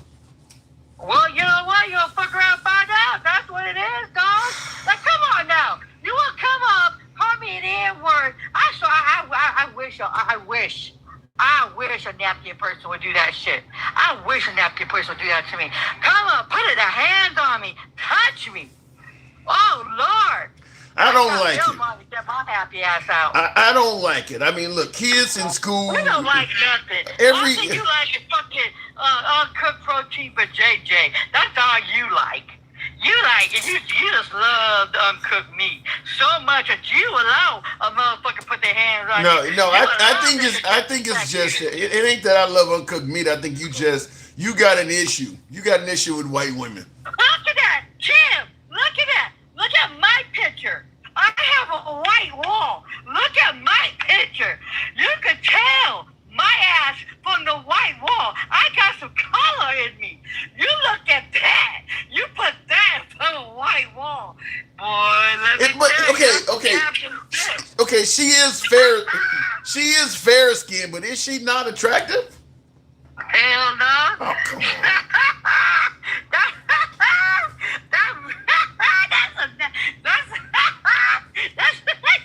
You find what is her name? Natalie Hart. Trump says you think she's unattractive?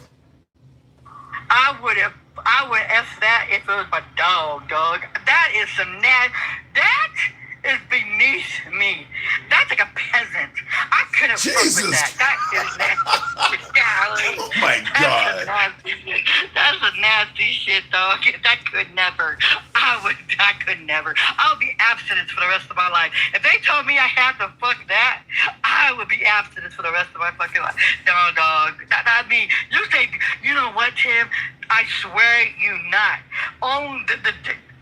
She's all white, Tim. She's a Caucasian. She's a Caucasian woman. Of course she's white. My picture, look at me. My picture, Tim, against my white wall. You can know I got some color in me. Well, then that means you sound just like somebody who does not like white skin. That's what you just sound like. I don't like the maggots. I don't, Tim. What are you want me to do? Yeah, I've always been clear. The white tea maggots, the brown maggots, the black maggots, I don't like their asses. They nasty. They put us in this situation. I don't see nothing wrong with her. I think she's a nice looking. She's like in her 30s. That's fugly. That's fucking fugly. That is fucking fugly. I suppose. I mean, look, Trump has never been. Who has not a real picture? Me? Oh, honey, boo boo. Yes, Pookie. This is the real me. Because if you go on my real page, where I have almost 9,000 people, the guy that took my pics is in my comments, bitch. Yeah. Let me make something clear. His name is Robert. Trump don't hang around unattractive women, gangster. He does not hang around unattractive women. I don't know, Tim. I mean, if that's attractive to you, you'll fuck anything. Well, you'll fuck a hole in the wall, Tim. So men will fuck anything. You guys will see Give me your example of give me 3 celebrities you find that you think look decent, that you find attractive. Women. I don't. You know what, Tim? I don't fantasize about. Okay, so any woman I put up there, you're gonna say she's not attractive, then, right? No. Give me somebody you would not say is unattractive. If it's black and brown women and they fine, I'll tell you if they fine. What are you talking about? It has to be a black or brown woman. Tim, isn't that the smut that's writing? Wait a minute. President little letters? So you're saying isn't that the smut? So you're saying for you to find a woman that's not unattractive, she has to be black or brown. So you're going to say this about any white woman? I don't like them, Tim. Not like in a sexual way, Tim. That's just. I'm not. This ain't got nothing to do. Look, hold on. Hang on a second. Hold on. I know a lot of women. When as a Gen Xer, I know a lot of women find Gen X guys like LL Cool J or Gen X guys like Shamar more attractive. I think they're decently. That don't mean I find. Hang on. Let me finish my statement. That don't mean I have any. Can I finish my statement? Just because you say a person of the same sex is decent looking doesn't mean you have an attraction to them. What I'm saying is there anybody that is Caucasian that you would find decent looking? No. I don't find them attractive because I'm not sexually attracted to the ass. Why does sexually attractive got to keep coming into it? Well, because you asked it. So you cannot find. So unless you're sexually, so you cannot find a person being decent looking unless you're sexually attracted to them. I don't fuck with white tea. You got kids? You got children? You know I got. Are they decent? Are your children decent looking? Can you say that? My kids are gorgeous. They black. How could you judge it? You said you had to be sexually attracted before you could bake the No, eggs. I'm talking about that shit right there. You can put any woman up if she's gorgeous, I'll tell you. But if I could never, Tim, you would fuck that. Because you'll fuck anything that has a hole in the fucking wall. Me, personally, I got some standards, Tim. I could never. Like, I am a virgin to the white tea ladies. I could never. And I'm not trying to be fucked up. I'm pro-black. I love me some chocolate coochie. And that's me. That's my preference, Tim. You like the uncooked liver. And that's just nasty, Tim. But you, I think you've already kind of spilled the beans. You basically said you're not going to find any Caucasian woman decent looking. I don't. No, it's not the. I asked you, out of all of the thousands and thousands of Caucasian celebrities and women, I said, give me one that you would find decent. You said don't know him like that, Tim. You never heard of Scarlett Johansson. You never heard of Meg Ryan. You can't come up with one. You can't come up with No, one. I do. I have one, but I don't know her name. I think I don't know her name, but she's very pretty though, and I like her. But she's an ally though. What's her name? She was in what was she in? That's bad. Oh That's no, bad. I don't know the names. I know the faces. Pretty Julia Roberts. Yes. Julia Roberts is pretty, and then the woman that has the black kids, and she adopted black kids. I forgot her name. She's very pretty too. But I don't know It's the like names. pulling teeth with you. You don't like white No, I people. just don't know the names. You tell me, give them names. I don't. Yeah, that one. I don't know the names. I can tell. I think you really have a problem with Caucasian skin. Did you got a problem with that though? That's racism. That's racism. No, it's not. Yes, it No, is. it's not. Let me tell you something. You're about racist. You allow them to call you the N-word and the thing. You allow Gen X to call you colored. But yeah, you don't go off on them. Oh, but God forbid I tell you that woman is ugly and I wouldn't fuck her. You'll be like, oh my God. You're so racist, Jim. You're so racist, Gigi. You're so, get the fuck out of here.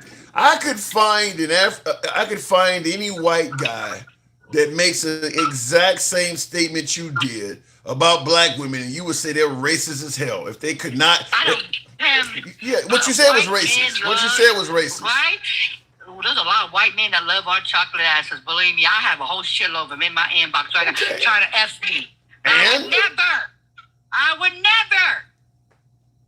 Would you admit you're No, racist? Ken, you always try to call my ass out. Oh my God, you're racist. Call the big fat fuck over here, calling you colored and shit. I bet you don't got the balls to do that. Bullshit! I tell Gen X he racist all the guys. Hold on. Gen X actually says I am racist. He actually says it in the comments. He says I am racist. Ken, you do this. So that's all you do. Gen X. I don't. I stand 10 toes down. I do not like white tea maggots. She's a maggot. Now, if she was Julia Roberts or something that's not maggot, I promise you, she's good people. I don't talk bad about our allies and shit. I'm only talking shit about the maggots. You a fucking maggot. I would never. In the comments, Follow Zeus says this lady is a great example of what's wrong with the world. Says she's a nasty person. You're gross, he says. Your mama's gross. Should have swallowed you. Shit. Honey, let me tell you something. My inbox stays popping, bitch. What the fuck? If you think I'm so gross, I got maggots in my inbox trying to F me right now. Say, oh, baby, I switch you. Get the fuck out of here. And I got black maggots in my inbox straight up and down their chains just to get some of me. Get the fuck out of here. Never. I wouldn't. You know what, Ken? Let me tell you something. I don't like no maggots. Even my own black people that are maggots, they said they could try to F me. No, they would never. No, they would never. I'm a lesbian. Okay? Paul on YouTube makes a really interesting comment. He says, unfortunately, her stance on racism makes Trump's excusable. Both are wrong. It's a good point. Shut the fuck up. Go suck your mama. Go suck on your mama. You know what I mean? I'm not racist. I don't like you maggots. I don't. You motherfuckers, you know what? You guys, you believe that motherfucker so much that you threw all of us underneath the bus. You threw black and brown people underneath the bus. You threw women underneath the bus. You threw your kids underneath the bus. So fuck you. Fuck everything about you. So if I say I don't like you ugly asses, you like to go fuck dogs and shit, and I can have a whole thing that you're the interbred motherfuckers. I don't give a fuck. Okay? You interbred motherfuckers. You guys don't even know who your mama is. That could be your cousin, for God's sake. Now let's go there. You can go Google your asses and how incest works in the white tea community. How down south you guys will fuck your own daughters. Okay? I gotta move it on. So don't come at me with my black ass telling me that I'm son to this. I call you bitches out. All right, we'll leave it at that. I gotta move it on. Well, shit, Tim, on some real shit though, they can never say about all black asses. They can never, Tim, say about our asses were interbred. We don't fuck our mamas. We don't fuck our sisters. We don't fuck our granddaddies. We don't fuck nobody, but we do fuck our own men, but we go outside of our fucking family. Okay? Okay. I gotta go. Tap the screen. Oh my God, we don't fuck our mamas. Get your boy up to help your boy with the head mustache. I gotta keep soliciting that. A little low turnout, but thanks some of you folks that have supported the program. Help your boy out, particularly with the TikTok cap and head mustache. That guy in Texas got his daughter pregnant, a black guy. Also, you saying that there is a case of it. It usually though. And I don't like to go down the racial path, but usually that incest stuff is not the African American community. I'm sure it happens, but it is normally not the African. Most of the stories I read, because I actually do on my Facebook page, I post a lot of that, a lot of sex crimes and stuff like that. And thank you, Blue One Banks. I do post a lot of stuff. One of the things that we talk about the LGBTQ community and the notion that they're harmful to children. There's a significantly greater harm to children that gets little to no fanfare in this country. And I'll tell you why I'm saying this, because I actually post news articles almost every day on my Facebook page about this. It is white female teachers. They rape students at an alarming rate. From high school all the way down to elementary school. Almost every day I post a clip of some white female teacher that got arrested or that's been charged with sleeping one of her students. It's an epidemic. I mean, we want to talk about trans, and by the way, they're not all white, but overwhelmingly they are white. White women. There's some men in the category too, but it's mostly white female women. And they're not like ugly and 60 years old. It's mostly women that are 45 and under.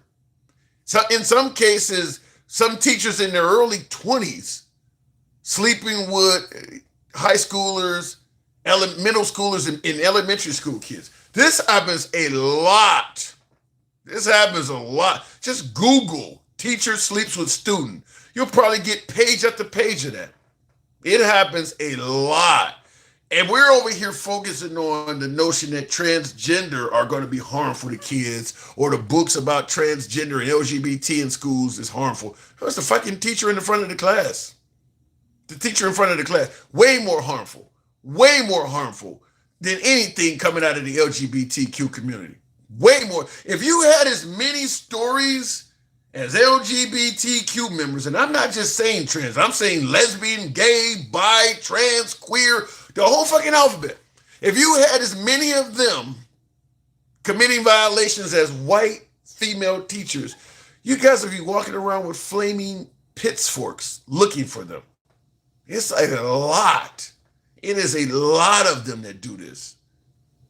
It's like Chris Hansen category quantity. It's a lot of them. You don't hear nothing from the right about this at all. And this is a real event that should be concerning. This ain't, well, we think it might get out of hand if we let them. No, it's happening. We think if the trans this, they may go this way, or we think if you let them play sports, they may. No, this is happening now. It has been happening for years, and there's no outcry about it. So I just want to let you guys know, sometimes the culture wars have nothing to do with actually helping kids or helping women. It's just about helping the politician get reelected. because this should be something should be said about this, because it happens a lot. Like I said, I've been posting stories on my Facebook page about this. I used to post stories anytime a cop died in the line of duty. I still kind of do that from the Officer Down Memorial page. I always give a tribute. Listen, we talk about cops here, but I don't, favor anybody getting killed in the line of duty. So on my page, I used to always post tributes to officers that lost their lives in the line of duty. And that was happening once or twice a month, because this is all around the country, covering everything from beat officers to postal police to folks that are in, correctional officers, all of that. I would pay a tribute anytime an officer lost their lives in the line of duty, post their picture, their name, where they were serving, all of that. Well, that was happening about once or twice a month, maybe even less in this country. Females abusing kids, I can post a clip like 2-3 times a week of that shit. That's happening a lot. Anyway, let me go back to the box. They doing it in the Catholic Church. Hopefully that's calmed down, but we know that was also something that was out of control in the Catholic Church as well. I am so sorry you were miserable, but you chose it. Carmelo will get more time. Now, he's not going to get more than 35 years. That's at some point. Look, most murderers don't get 35 years. So if you believe Carmelo Anthony is going to walk away with more than, my guess is they'll probably end up offering him another plea deal again. They'll probably, because now that it's pretty clear that prosecutorial misconduct may be on the table, including the judge, I suppose. So it could be a judicial review. I don't know where it's going to go, but it's clear that he didn't get a fair trial, in my opinion. I think it's clear that. I'm not saying he's innocent at all, but he is entitled to a fair trial. You can snatch defeat from the jaws of victory by overdoing it on somebody who's actually guilty of something. Because to me, like I said, he didn't have a right to take the guy's life, but that don't mean you just railroad the guy and certainly portraying the image of Austin Metcalf and hiding the fact that he has a history of racism. That should have came out. It doesn't mean it makes Carmelo Anthony innocent, but that should come out. People need to know that. Let me go back to the box, tap the screen. They are doing it in every church. Yeesh. Google what race does most crimes, says follow Zeus. You're not going to get an accurate answer of that, Zeus, because the amount of policing can make you catch more criminals in one area than another. If I put 10 times more cops in your area than in my area, you're going to look like you're committing more crimes than I am, because we may be getting away with shit because we don't have the same amount of policing that you do. All of the studies suggest that African Americans and whites use drugs at the same rate, yet when you look at the incarceration rate for drugs, it's mostly black people. Well, white people are not getting high. There's no study that suggests that at all. They're getting high. They're just some kind of way not getting charged with it. Well, if you're doing random profiling stops, 3-4 black guys standing on the corner, and you go and pat them down, you find some drugs, you're not doing those stops in the white community. So that dude don't walk home with the product in his pocket and nobody patted him down and he got away with it. Smoked it up and got high and went to bed. The African American is in the police station trying to get a bond. So, you can't just go by who commits the most crimes when you Google it, because one side is not getting policed the same. And then we can talk about, who gets bail quicker, who gets a fine versus actual punishment. I mean, the system, I don't want to go down that path, but everything about the system is not equal. It never has been, and it certainly is not now. It's getting better, but it's not equal. What is the name there? It says be free, or what did it say there? SNB for free. Are you there? I didn't mean to do that, Tim. Okay. You can drop me. All right, fair enough. Thanks for coming up, or thank you for letting me know, rather. Tap the screen, get us on up to 140. You guys are tapping the screen. Thank you. Should we let him play in the WNBA? That's not going to happen. In the comments, justice system is full of DEI for whites. Yeesh.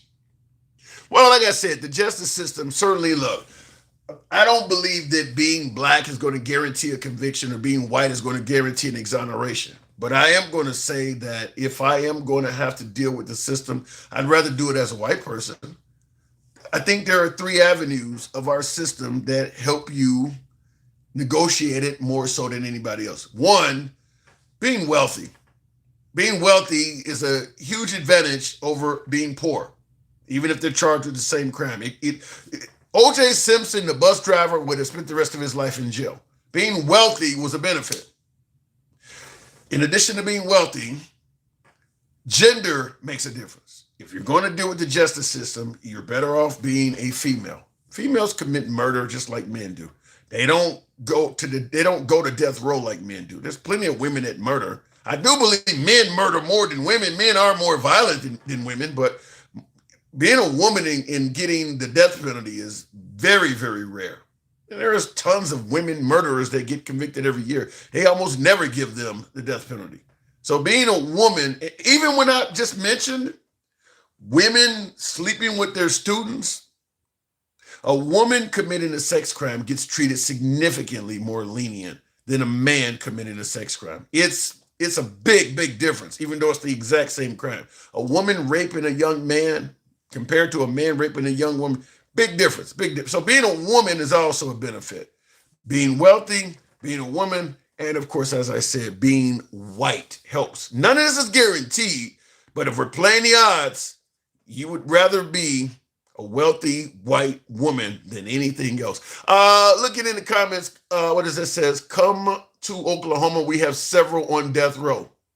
Okay. All right. Oklahoma it is. Let me go back to a gram of weed in Texas. What about a gram of weed in Texas? Tap the screen. Let me go to the box. I am sorry. Why this is not scrolling. There we go. What does that say here? In the 1910s, millionaires paid over 80% of the money in taxes. Americans built so much. I don't know where that's coming from. Trump is so in our society. You don't belong. Get your ass looking loud. Okay, the grammar is terrible on that. I don't mind the criticism, but you gotta at least be able to type. So let me go to Stick the Ruler. Good evening, Stick. Welcome to the program. Stick, good evening.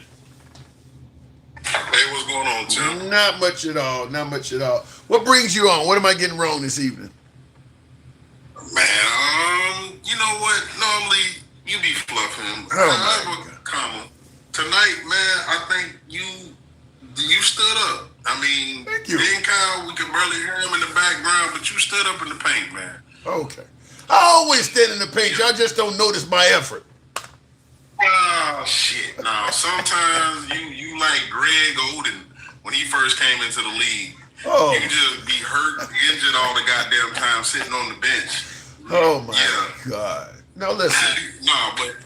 But no, seriously though, like MAGA reacts, man, I don't know, like I heard him switch up what he said, when he said it, how he said it.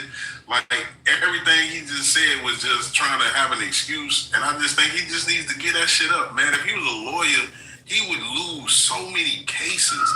He would get so many people. Well, he would have co-counsel. He would probably have co-counsel that would advise him. Man, Trump would have fired his ass 50 times already.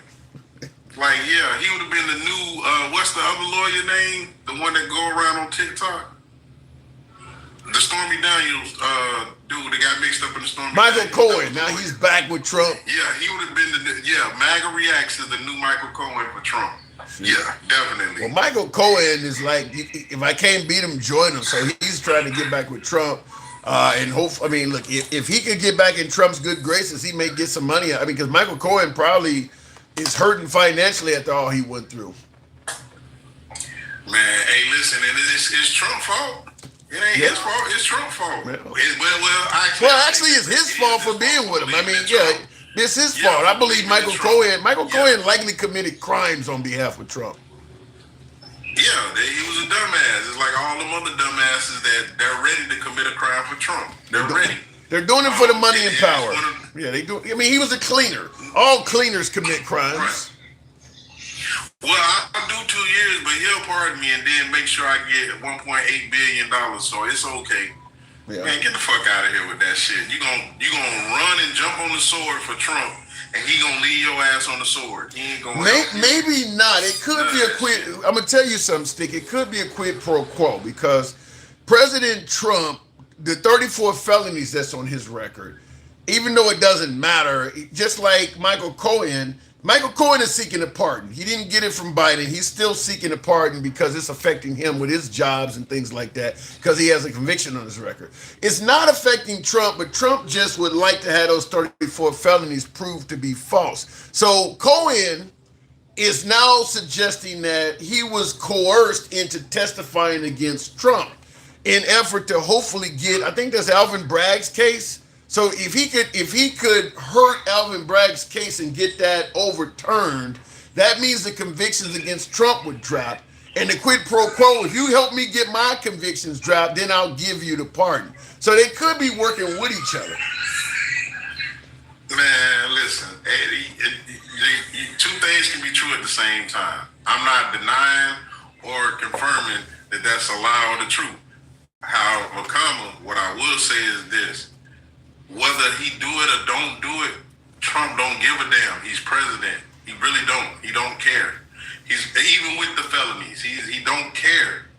Like but if you're Michael Cohen at this point, but if you're Michael Cohen at this point, you're not gonna trust Trump to give you the pardon after you do the work. You're gonna demand the pardon first. I'm sure Michael Cohen has learned his lesson on that. But you ain't hearing me. It don't matter whether he do it or don't do it. Trump don't care. He don't. He's already president. That might have during the election and all of that shit. His legacy. Look, I disagree. His legacy. He don't care. He does care. I mean, he's still chasing money. He's still chasing money at this point. I mean, he don't need the money either. I mean, Mark Wahlberg is another one. Actor Mark Wahlberg got a felony on his record from back when he was way before Marky Mark and the Funky Bunch. He spent a lot of money recently trying to get a judge to overturn that. He didn't need it. He's not on paper. He's not. I mean, that's long gone. He just don't want it on his record. He didn't succeed, by the way. Mark Wahlberg did not succeed. And we have people that do that all the day, all the time, all day, every day. Get their records expunged. So that's what Trump is trying to do. Listen, Trump, no, he's not. He don't care. I'm telling you, that's what's going on. Listen what I'm telling you, Tim. If it gets done, okay, cool. If it doesn't, I don't care. I'm the president already. It did not stop me. I don't disagree with that. I don't disagree with that. But wrapped around my finger. Yeah. I don't disagree with any of that. Eat a shit popsicle. If I tell them to if I tell them to take a shit into the ice holders, the ice makers, and it's gotta be diarrhea shit, and put it inside the freezer with a stick in it, and then I want you to, once it freezes, I want you to take it out and lick it. They will do it. Well, let me just say, it doesn't matter. Hold on, hang on. It doesn't matter if he cares or not. It's like, if all I got to do is give a pardon, which costs me nothing, and I can get this shit taken off my record so that it ain't in the history books the way they want it to be, I'll do it. It doesn't matter. You're right. I don't care if it gets done or not, but since it ain't costing me nothing but a pardon signature, I'll do it. So I do believe that they may do that. Listen, I'm going to say, it's hard for me to tell you he don't care when he's telling you he don't care in your face. I'm gonna get $1 billion whether you say it's a crime or not. I'm gonna take this jet whether you think I should or not. I'm gonna take down these plaques even though the African American community is gonna get pissed off and be like I'm a fucking racist. He don't care. It don't matter. We can have a gentleman's disagreement. I'm not saying he cares, but what I'm saying is if he could get it removed to shame Alvin Bragg and clear up his image, and it doesn't cost him anything to do it, I think he would do it. It don't cost him nothing because he's using taxpayer money. Right. What are you talking about? It don't cost him nothing now. So he's going to do it. So my whole point again, just like the Kennedy Center, it's supposed to be the Kennedy Center, and that alone. It's not supposed to be he taking it over. I don't care. I'm gonna put my name back up there. Matter of fact, at the bottom, I'm gonna say restored by Donald Trump because Biden didn't do shit. Like, this is the type of dude we talk about. What? Yeah, he's an interesting guy. Come on, man. He's an interesting guy. Am I true? Am I lying? He's an interesting guy. Is that true or not? Yeah. But I disagree with you on him not wanting those felonies removed. I'm pretty sure he wants those removed. Why? It don't. Matter of fact, the felonies make him better, right? If he hold on, stick. Hold on, wait a minute. If he's willing to chase fucking Rosie O'Donnell and networks like PBS and The View, he clearly cares about the small stuff. He spends a lot, like you mentioned, the Kennedy Center. He's still chasing, trying to put his name on that. What happened to the he don't care stuff? His legacy is secure. Why would he's putting all that effort into that? I think he cares about this stuff more than you're giving him credit for. No. He cares about his name being on shit because it's about him.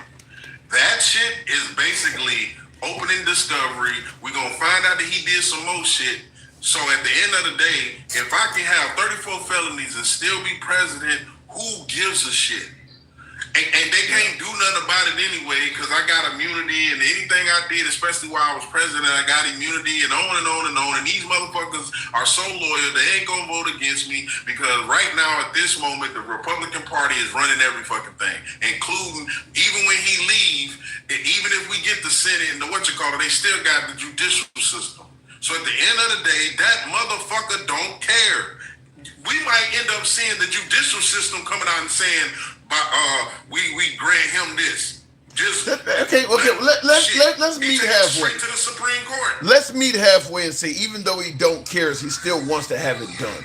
To me, it's like Michael Jordan at the casino playing $1,000 a hand. He don't care about the money, but he still wants to win. He don't care if he loses the hand, but he still wants to win. Trump may not care, because you're right, he can still do everything he wants to do, but he still wants to have it if he can get it. No, it ain't money. I don't agree with that. Okay. I don't care. I think if it's money, yes. If he can get some money out of it, like he can sue himself again or some shit like that, then he own that. But other than that, if it's just cleaning my record, shit, a clean record ain't what got me here.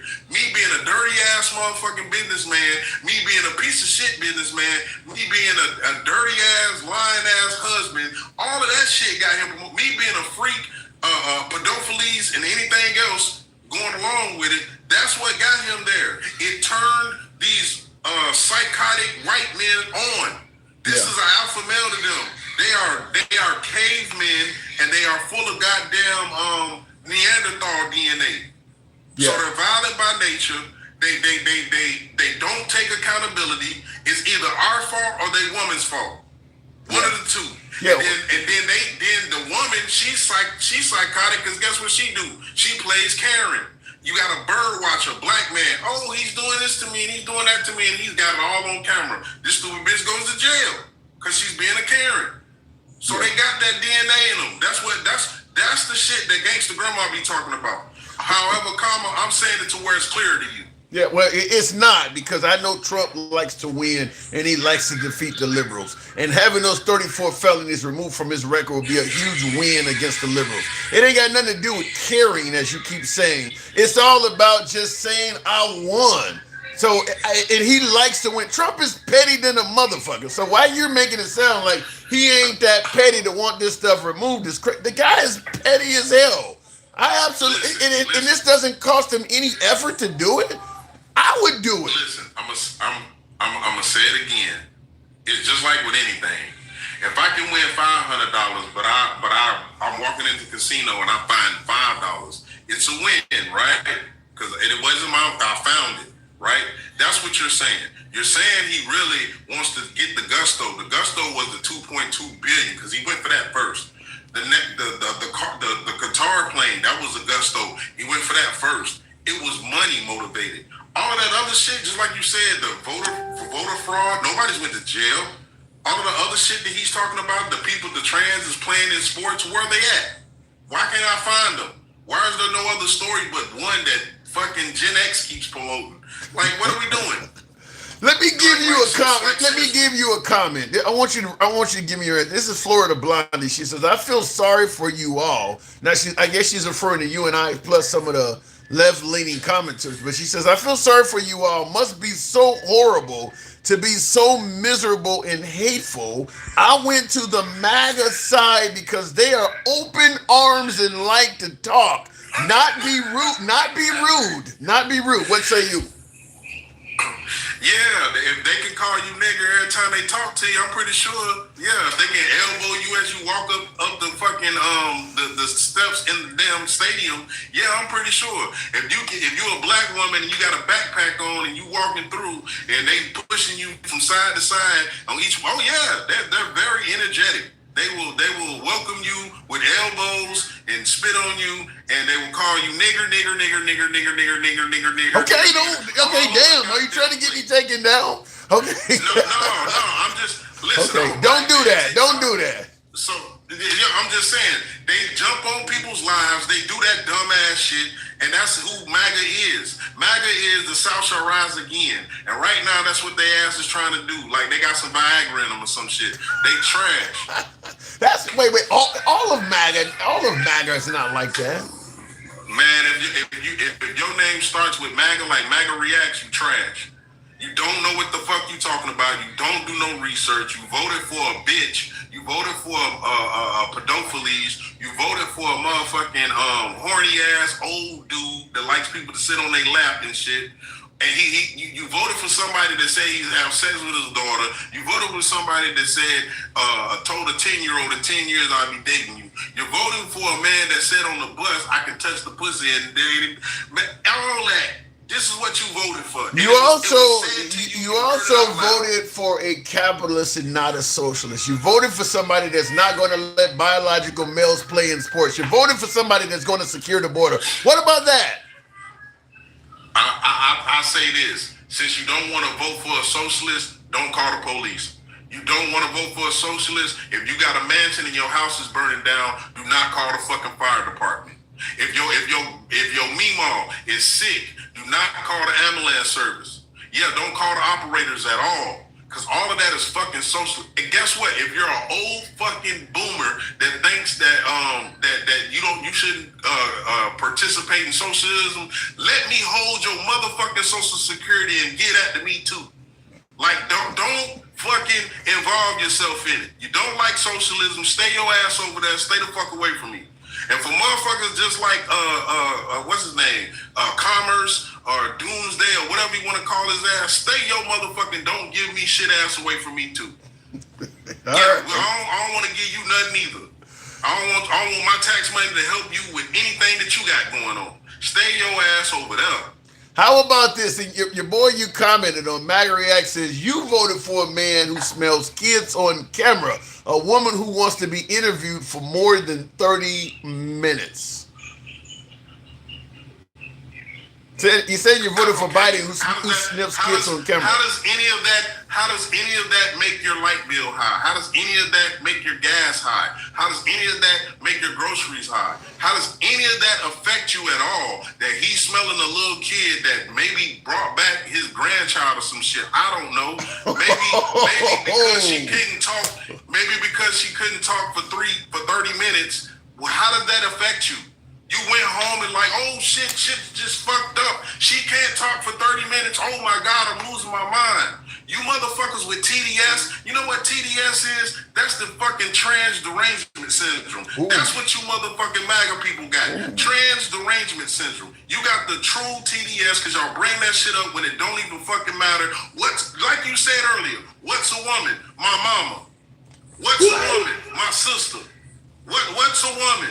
The people that have kids. Motherfucker, stop asking us them dumbass questions. Just go back to school if you don't know what a woman is, if you gotta ask me. All right. Stick, definitely the ruler. Appreciate you coming through. All right, Tim, have a good one, sir. You too, always a pleasure. He gave me credit. He said I held up in the paint. Finally, no fluffing. There we go.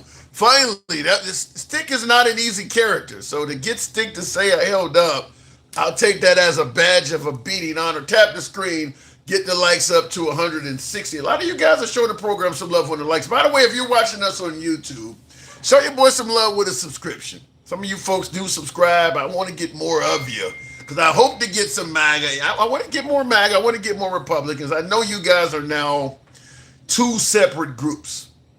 You know, a year or two ago, MAGA and conservatives were basically all one, but now traditional conservatives are starting to separate from MAGA. And it's, look, I understand it's because Trump is not operating he's not operating on conservative principles, but you don't have to be a traditional conservative. You can still be MAGA, and we'll bring you up. We'll take your calls. We give you plenty of respect, plenty of time, just like the liberals do. I know a lot of folks, well, you only have liberals on the show. That's the only people that mostly call. But we don't ban MAGA, conservatives or independents, Tea Party, you name it, whatever the fuck you are. We believe in free speech. We believe in zero censorship. Unfortunately, in the current environment, because President Trump has not lived up to many of his campaign promises, he's in a hot seat. He is the one being criticized now. And there's nothing I can do about it in terms of, I give MAGA plenty of space, just like I give the liberals to make their own statements. But MAGA does not like being anywhere where Trump is being criticized.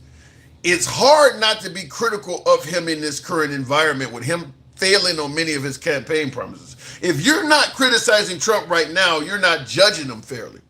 I had a lot more MAGA viewers when I was criticizing Biden's economy. I had a lot of African Americans that did not like me hammering President Biden, but fact is, he was saying the economy was much better than the perception that people were seeing at the grocery stores and things like that. That's happening now under Trump. And my same beloved MAGA that I enjoyed talking to towards the end of the Biden administration that had no problem hammering Biden for that dismal economy, all of a sudden making excuses for why it continues to exist under Trump. And when folks do not accept those excuses, they leave the program. I can't control that. That's not free speech. That's not standing on principle. I didn't do it with Biden. I'm not going to do it with Trump. Anyway, looking in the comments, don't you all just live your life like work a job, enjoy internet? We have such a good life in America. Florida Blondie, everybody doesn't have a good life in America. And I certainly don't recall you saying that when Trump was president. There's no way in hell when Biden was president, you weren't talking about everybody has such a good life in America. You guys are posting stickers on gas pumps and grocery shelves of Biden saying, I did that. You guys made it sound like you could barely afford to eat. The price of eggs was in your conversation every goddamn day. Now the same economic conditions exist under Trump. In some cases, they've gotten worse. And now you're talking about we all live such a good life in America. That you are the example of what I just said before I read your comment. You were not saying that under Biden. I absolutely am sure you were not saying that same stuff under the Biden economy. Now that we got Trump in there and the economy has not gotten any better, well, you're living a good life. What the fuck? God. Anyway, tap the screen. In Handsome Conservative, you said, so to answer your question, Tim, I think it's going to be a red wave. Only way I'm going to believe it's going to be a red wave is if there is some sort of election interference. It's not that I don't think Republicans can win. I'm going to tell you right now, a red wave doesn't make sense. It just doesn't. I know, considering I've been talking to MAGA since Trump came on the scene. We've been on here doing it for at least almost 6 years now, but I was doing it, calling in to Fox News talking to everybody from Brian Kilmeade. Who else did I talk to? O'Reilly left in 2017, but I used to call in and talk to O'Reilly sometimes, just debating back and forth. I wasn't nobody special. He wouldn't recognize me, I'm nobody special, but I used to call into the show and debate with them folks. And I'll tell you something. The reason they voted for Trump is not what he's doing right now. So it would make no sense for folks who voted for a better economy, no more wars, lower gas prices, all the things Trump campaigned on, to go to the midterms and say, we want more of what's going on right now. The red wave doesn't make sense. It's not that I'm bashing Trump. I'm simply saying it makes no sense for there to be a red wave in this current environment, not to mention Trump's poll numbers are at historic lows. There is just nothing on the horizon to suggest a red wave is going to happen. Nothing. So unless there's some kind of election interference or some kind of voter improprieties or something, I don't see the red wave. And I would say I see it if I did. So I'm not just saying that because I lean left or what. I don't see it. I don't see what's going on in our current state that makes people say, I want more of this. I mentioned the economy. I mentioned gas prices. I didn't even get around to the war. Nobody knows when that's going to end. How much information do you need to get from Trump only to find out the next day it didn't come true or it's not true before you say, I just don't want this anymore? Why would you still want more of that? I mean, if you give Trump another 2 more years in office, what do you think is going to happen with Iran? Do you feel confident? He's already told you he wants Cuba. I mean, do you want more war? He's already said Cuba's next. I mean, do you want ongoing wars for the rest of his term? Because that's what he's promising. I just don't believe the red wave is coming. I know why MAGA voted for Trump. The ones who voted based on principle, they are dissatisfied with President Trump. The ones that voted for Trump, yeah, they'll go with Trump no matter what he does. The folks who are still supporting Trump, most of them are people who voted for Trump, the man. They did not vote for Trump principles or policies. They voted for Trump, the man. And when I say voting for Trump, the man, I mean, it doesn't matter what he does. I'm going to stick with him. The people who voted for President Trump based on his policies and principles, many of them have abandoned him because he's not delivering on his policies. The people who are still saying he's the greatest president ever and all of that shit, yeah, them folks who voted for Trump, the man. Because you could have told MAGA 3 years ago, if Trump wins in 2024, we're going to be at war with Iran at least 6 to 8 months or more, and it's going to be looking like it's never going to end. The price of groceries are not going to come down. In fact, they may go up. Gas prices are going to be $4 a gallon on average, or even they would have said you're fear mongering. You would not have been able to convince MAGA at all that America would be where it is right now in 2024. They would have said you're just a liberal fear monger. So anybody that's telling you that Trump is the best president ever, they voted for Trump, the man. They did not vote based on any policies. Let me go back to the box. Tap the screen and not worried about Muslims, blind. Weird. The Muslim thing is kind of comical. I'll leave that at that. Let me go to Travelman. Good evening, Travelman. Welcome to the program. I think you brought him up. Or did we get Marco?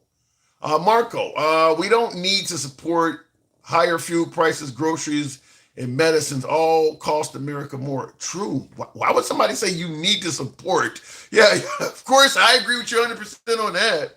I wish you would start talking about Ukraine or Iran. That would be nice. And in fact, while you're mentioning that, John Bolton is on News Nation, says U.S. readies massive new Iran sanctions. Really? Is there anybody that believes sanctions on Iran is going to work? We've been sanctioning Cuba most of our lives. They didn't bow down.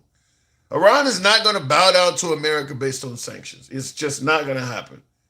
I mean, we did talk about the Ukraine conservative, that being North Korea is now going to send potentially as many as 50,000 North Korean soldiers to help Russia.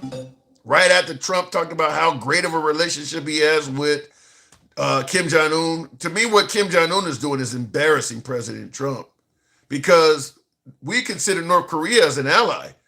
Or better yet, we consider Ukraine as an ally. So if they're talking about sending 50,000 troops to fight the Ukraine, then North Korea is taking an anti-U.S. position.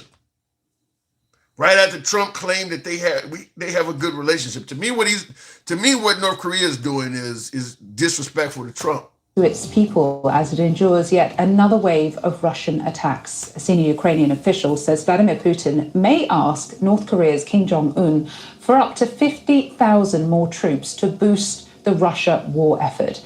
Well, that's on top of the 8,500 already in Russia. The official says the current North Korean contingent includes a drone unit that could play a role in attacks inside Ukraine. Nick Payton-Walsh is back with us this afternoon. Good relationship with North Korea, and they doing that. What happened to under Trump? We're more respected and feared and all this shit worldwide. It does not sound like Kim Jong-un is respecting us at all. Anyway, looking in the comments, Putin used military for attack. Trump doing the same should be defense only, not standover tactics. I don't quite get what you're saying there, Paul. You had to clear that one up. Russia also said if things don't change, they will use nuclear weapons on the UK. That ain't gonna happen. That's not gonna. Just like people want Trump to use nukes on Iran. Once you do that, you open the door for everybody to do it. That's not gonna happen. I don't believe that's gonna happen at all. Using nukes on these countries. What just happened on TikTok? Let's talk Peter Pan. Did my live just go down? Don't know what just happened on TikTok. TikTok, let me see if it comes back. I don't know what happened, folks. The live went down and came back up, so no clue what just happened. Looking in the comments, it took no, I put them in there. We'll try it again. Don't know what happened. It took me off for a quick minute. We'll try it one more time. Bring up a guest. Well, it's dinner time, and if you all were here, I would give you dinner. I would invite you to dinner. What are you cooking there, Florida Blondie? Are you a good cook? Mr. Magic, good evening. What's up, Jim? Not much at all. What brings you on this evening? What am I getting wrong? You pretty much on point. I gotta agree with Stig. You on point today? Oh, you on point. Finally, huh? Finally, it took some time for you guys to get it, huh? Hey, and I agree with the woman too. The one Trump guy. She ain't bad looking at all. Thank you. So Gangsta Grandma was wrong. That what is her name? Natalie, whatever. Natalie, Trump's new assistant. She don't look that bad. Right, she all right. I mean, she'll work. Yeah. She'll work. Not Trump. I can't deal with Trump, but I can deal with her. I don't deal with white men. I don't deal with them.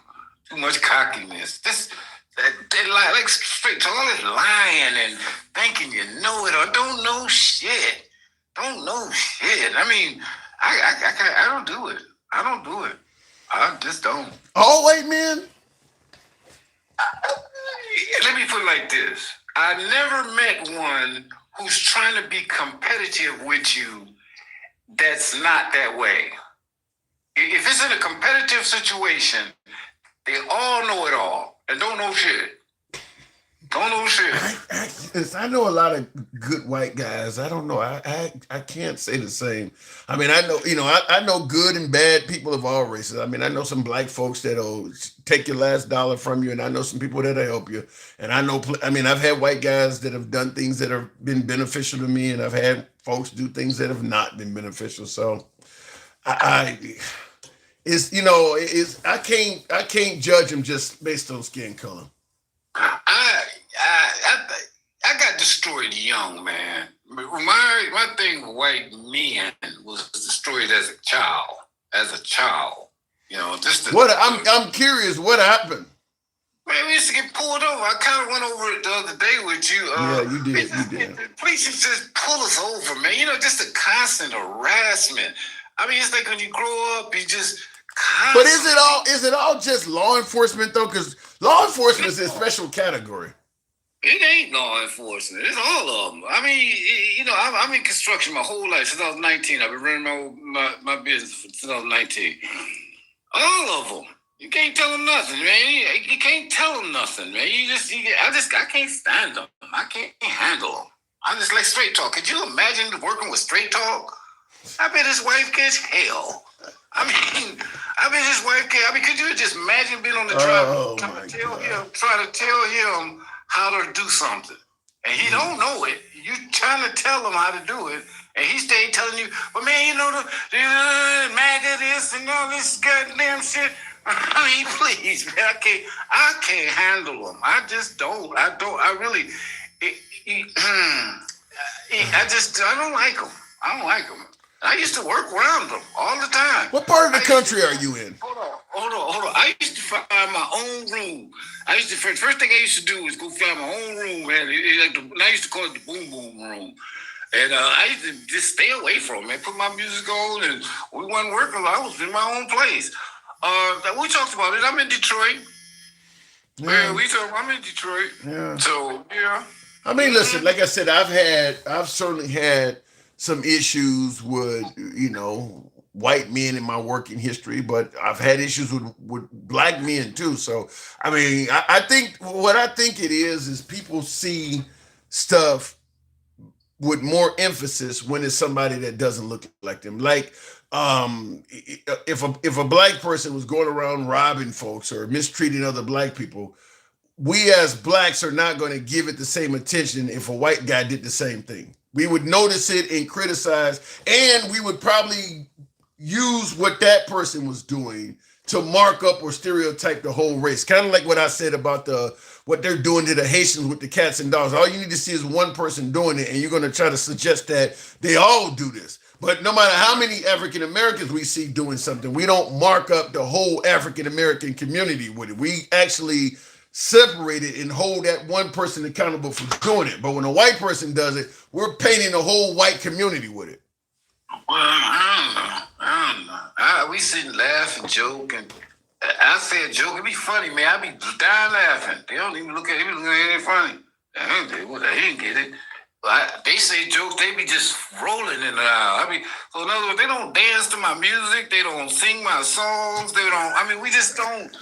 We just don't get along. There are plenty of white people that dance to hip hop. That like R&B and all of that shit. R. Kelly could have had every white girl he wanted. I'm just simply saying you got to get out. I'm sure you're in Detroit. I'm sure any concert or performer that come there are plenty of white people that are showing up to that shit. Yeah. Especially the women. Yeah. The white women love us. I deal with the women, but they dangerous. But they dangerous. Explain that.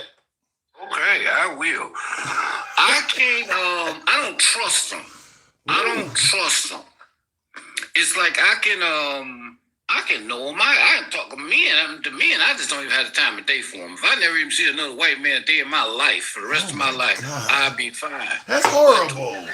I know it's pretty much, but I don't know. I just phase them out, man.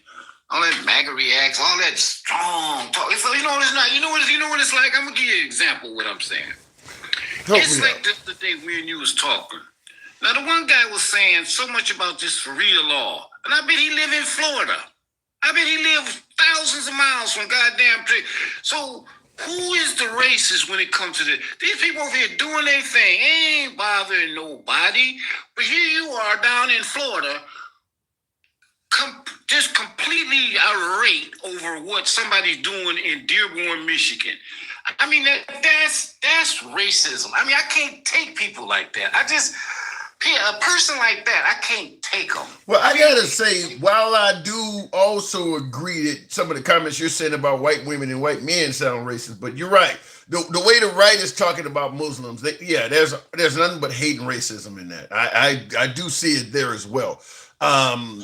You're right. You're down in Florida or you're in some other part of the country and all you are talking about is Sharia law. Like, there is no chance of Sharia law taking place in your area, but you're all over. You got motherfuckers literally going to Dearborn, Michigan to fuck with them.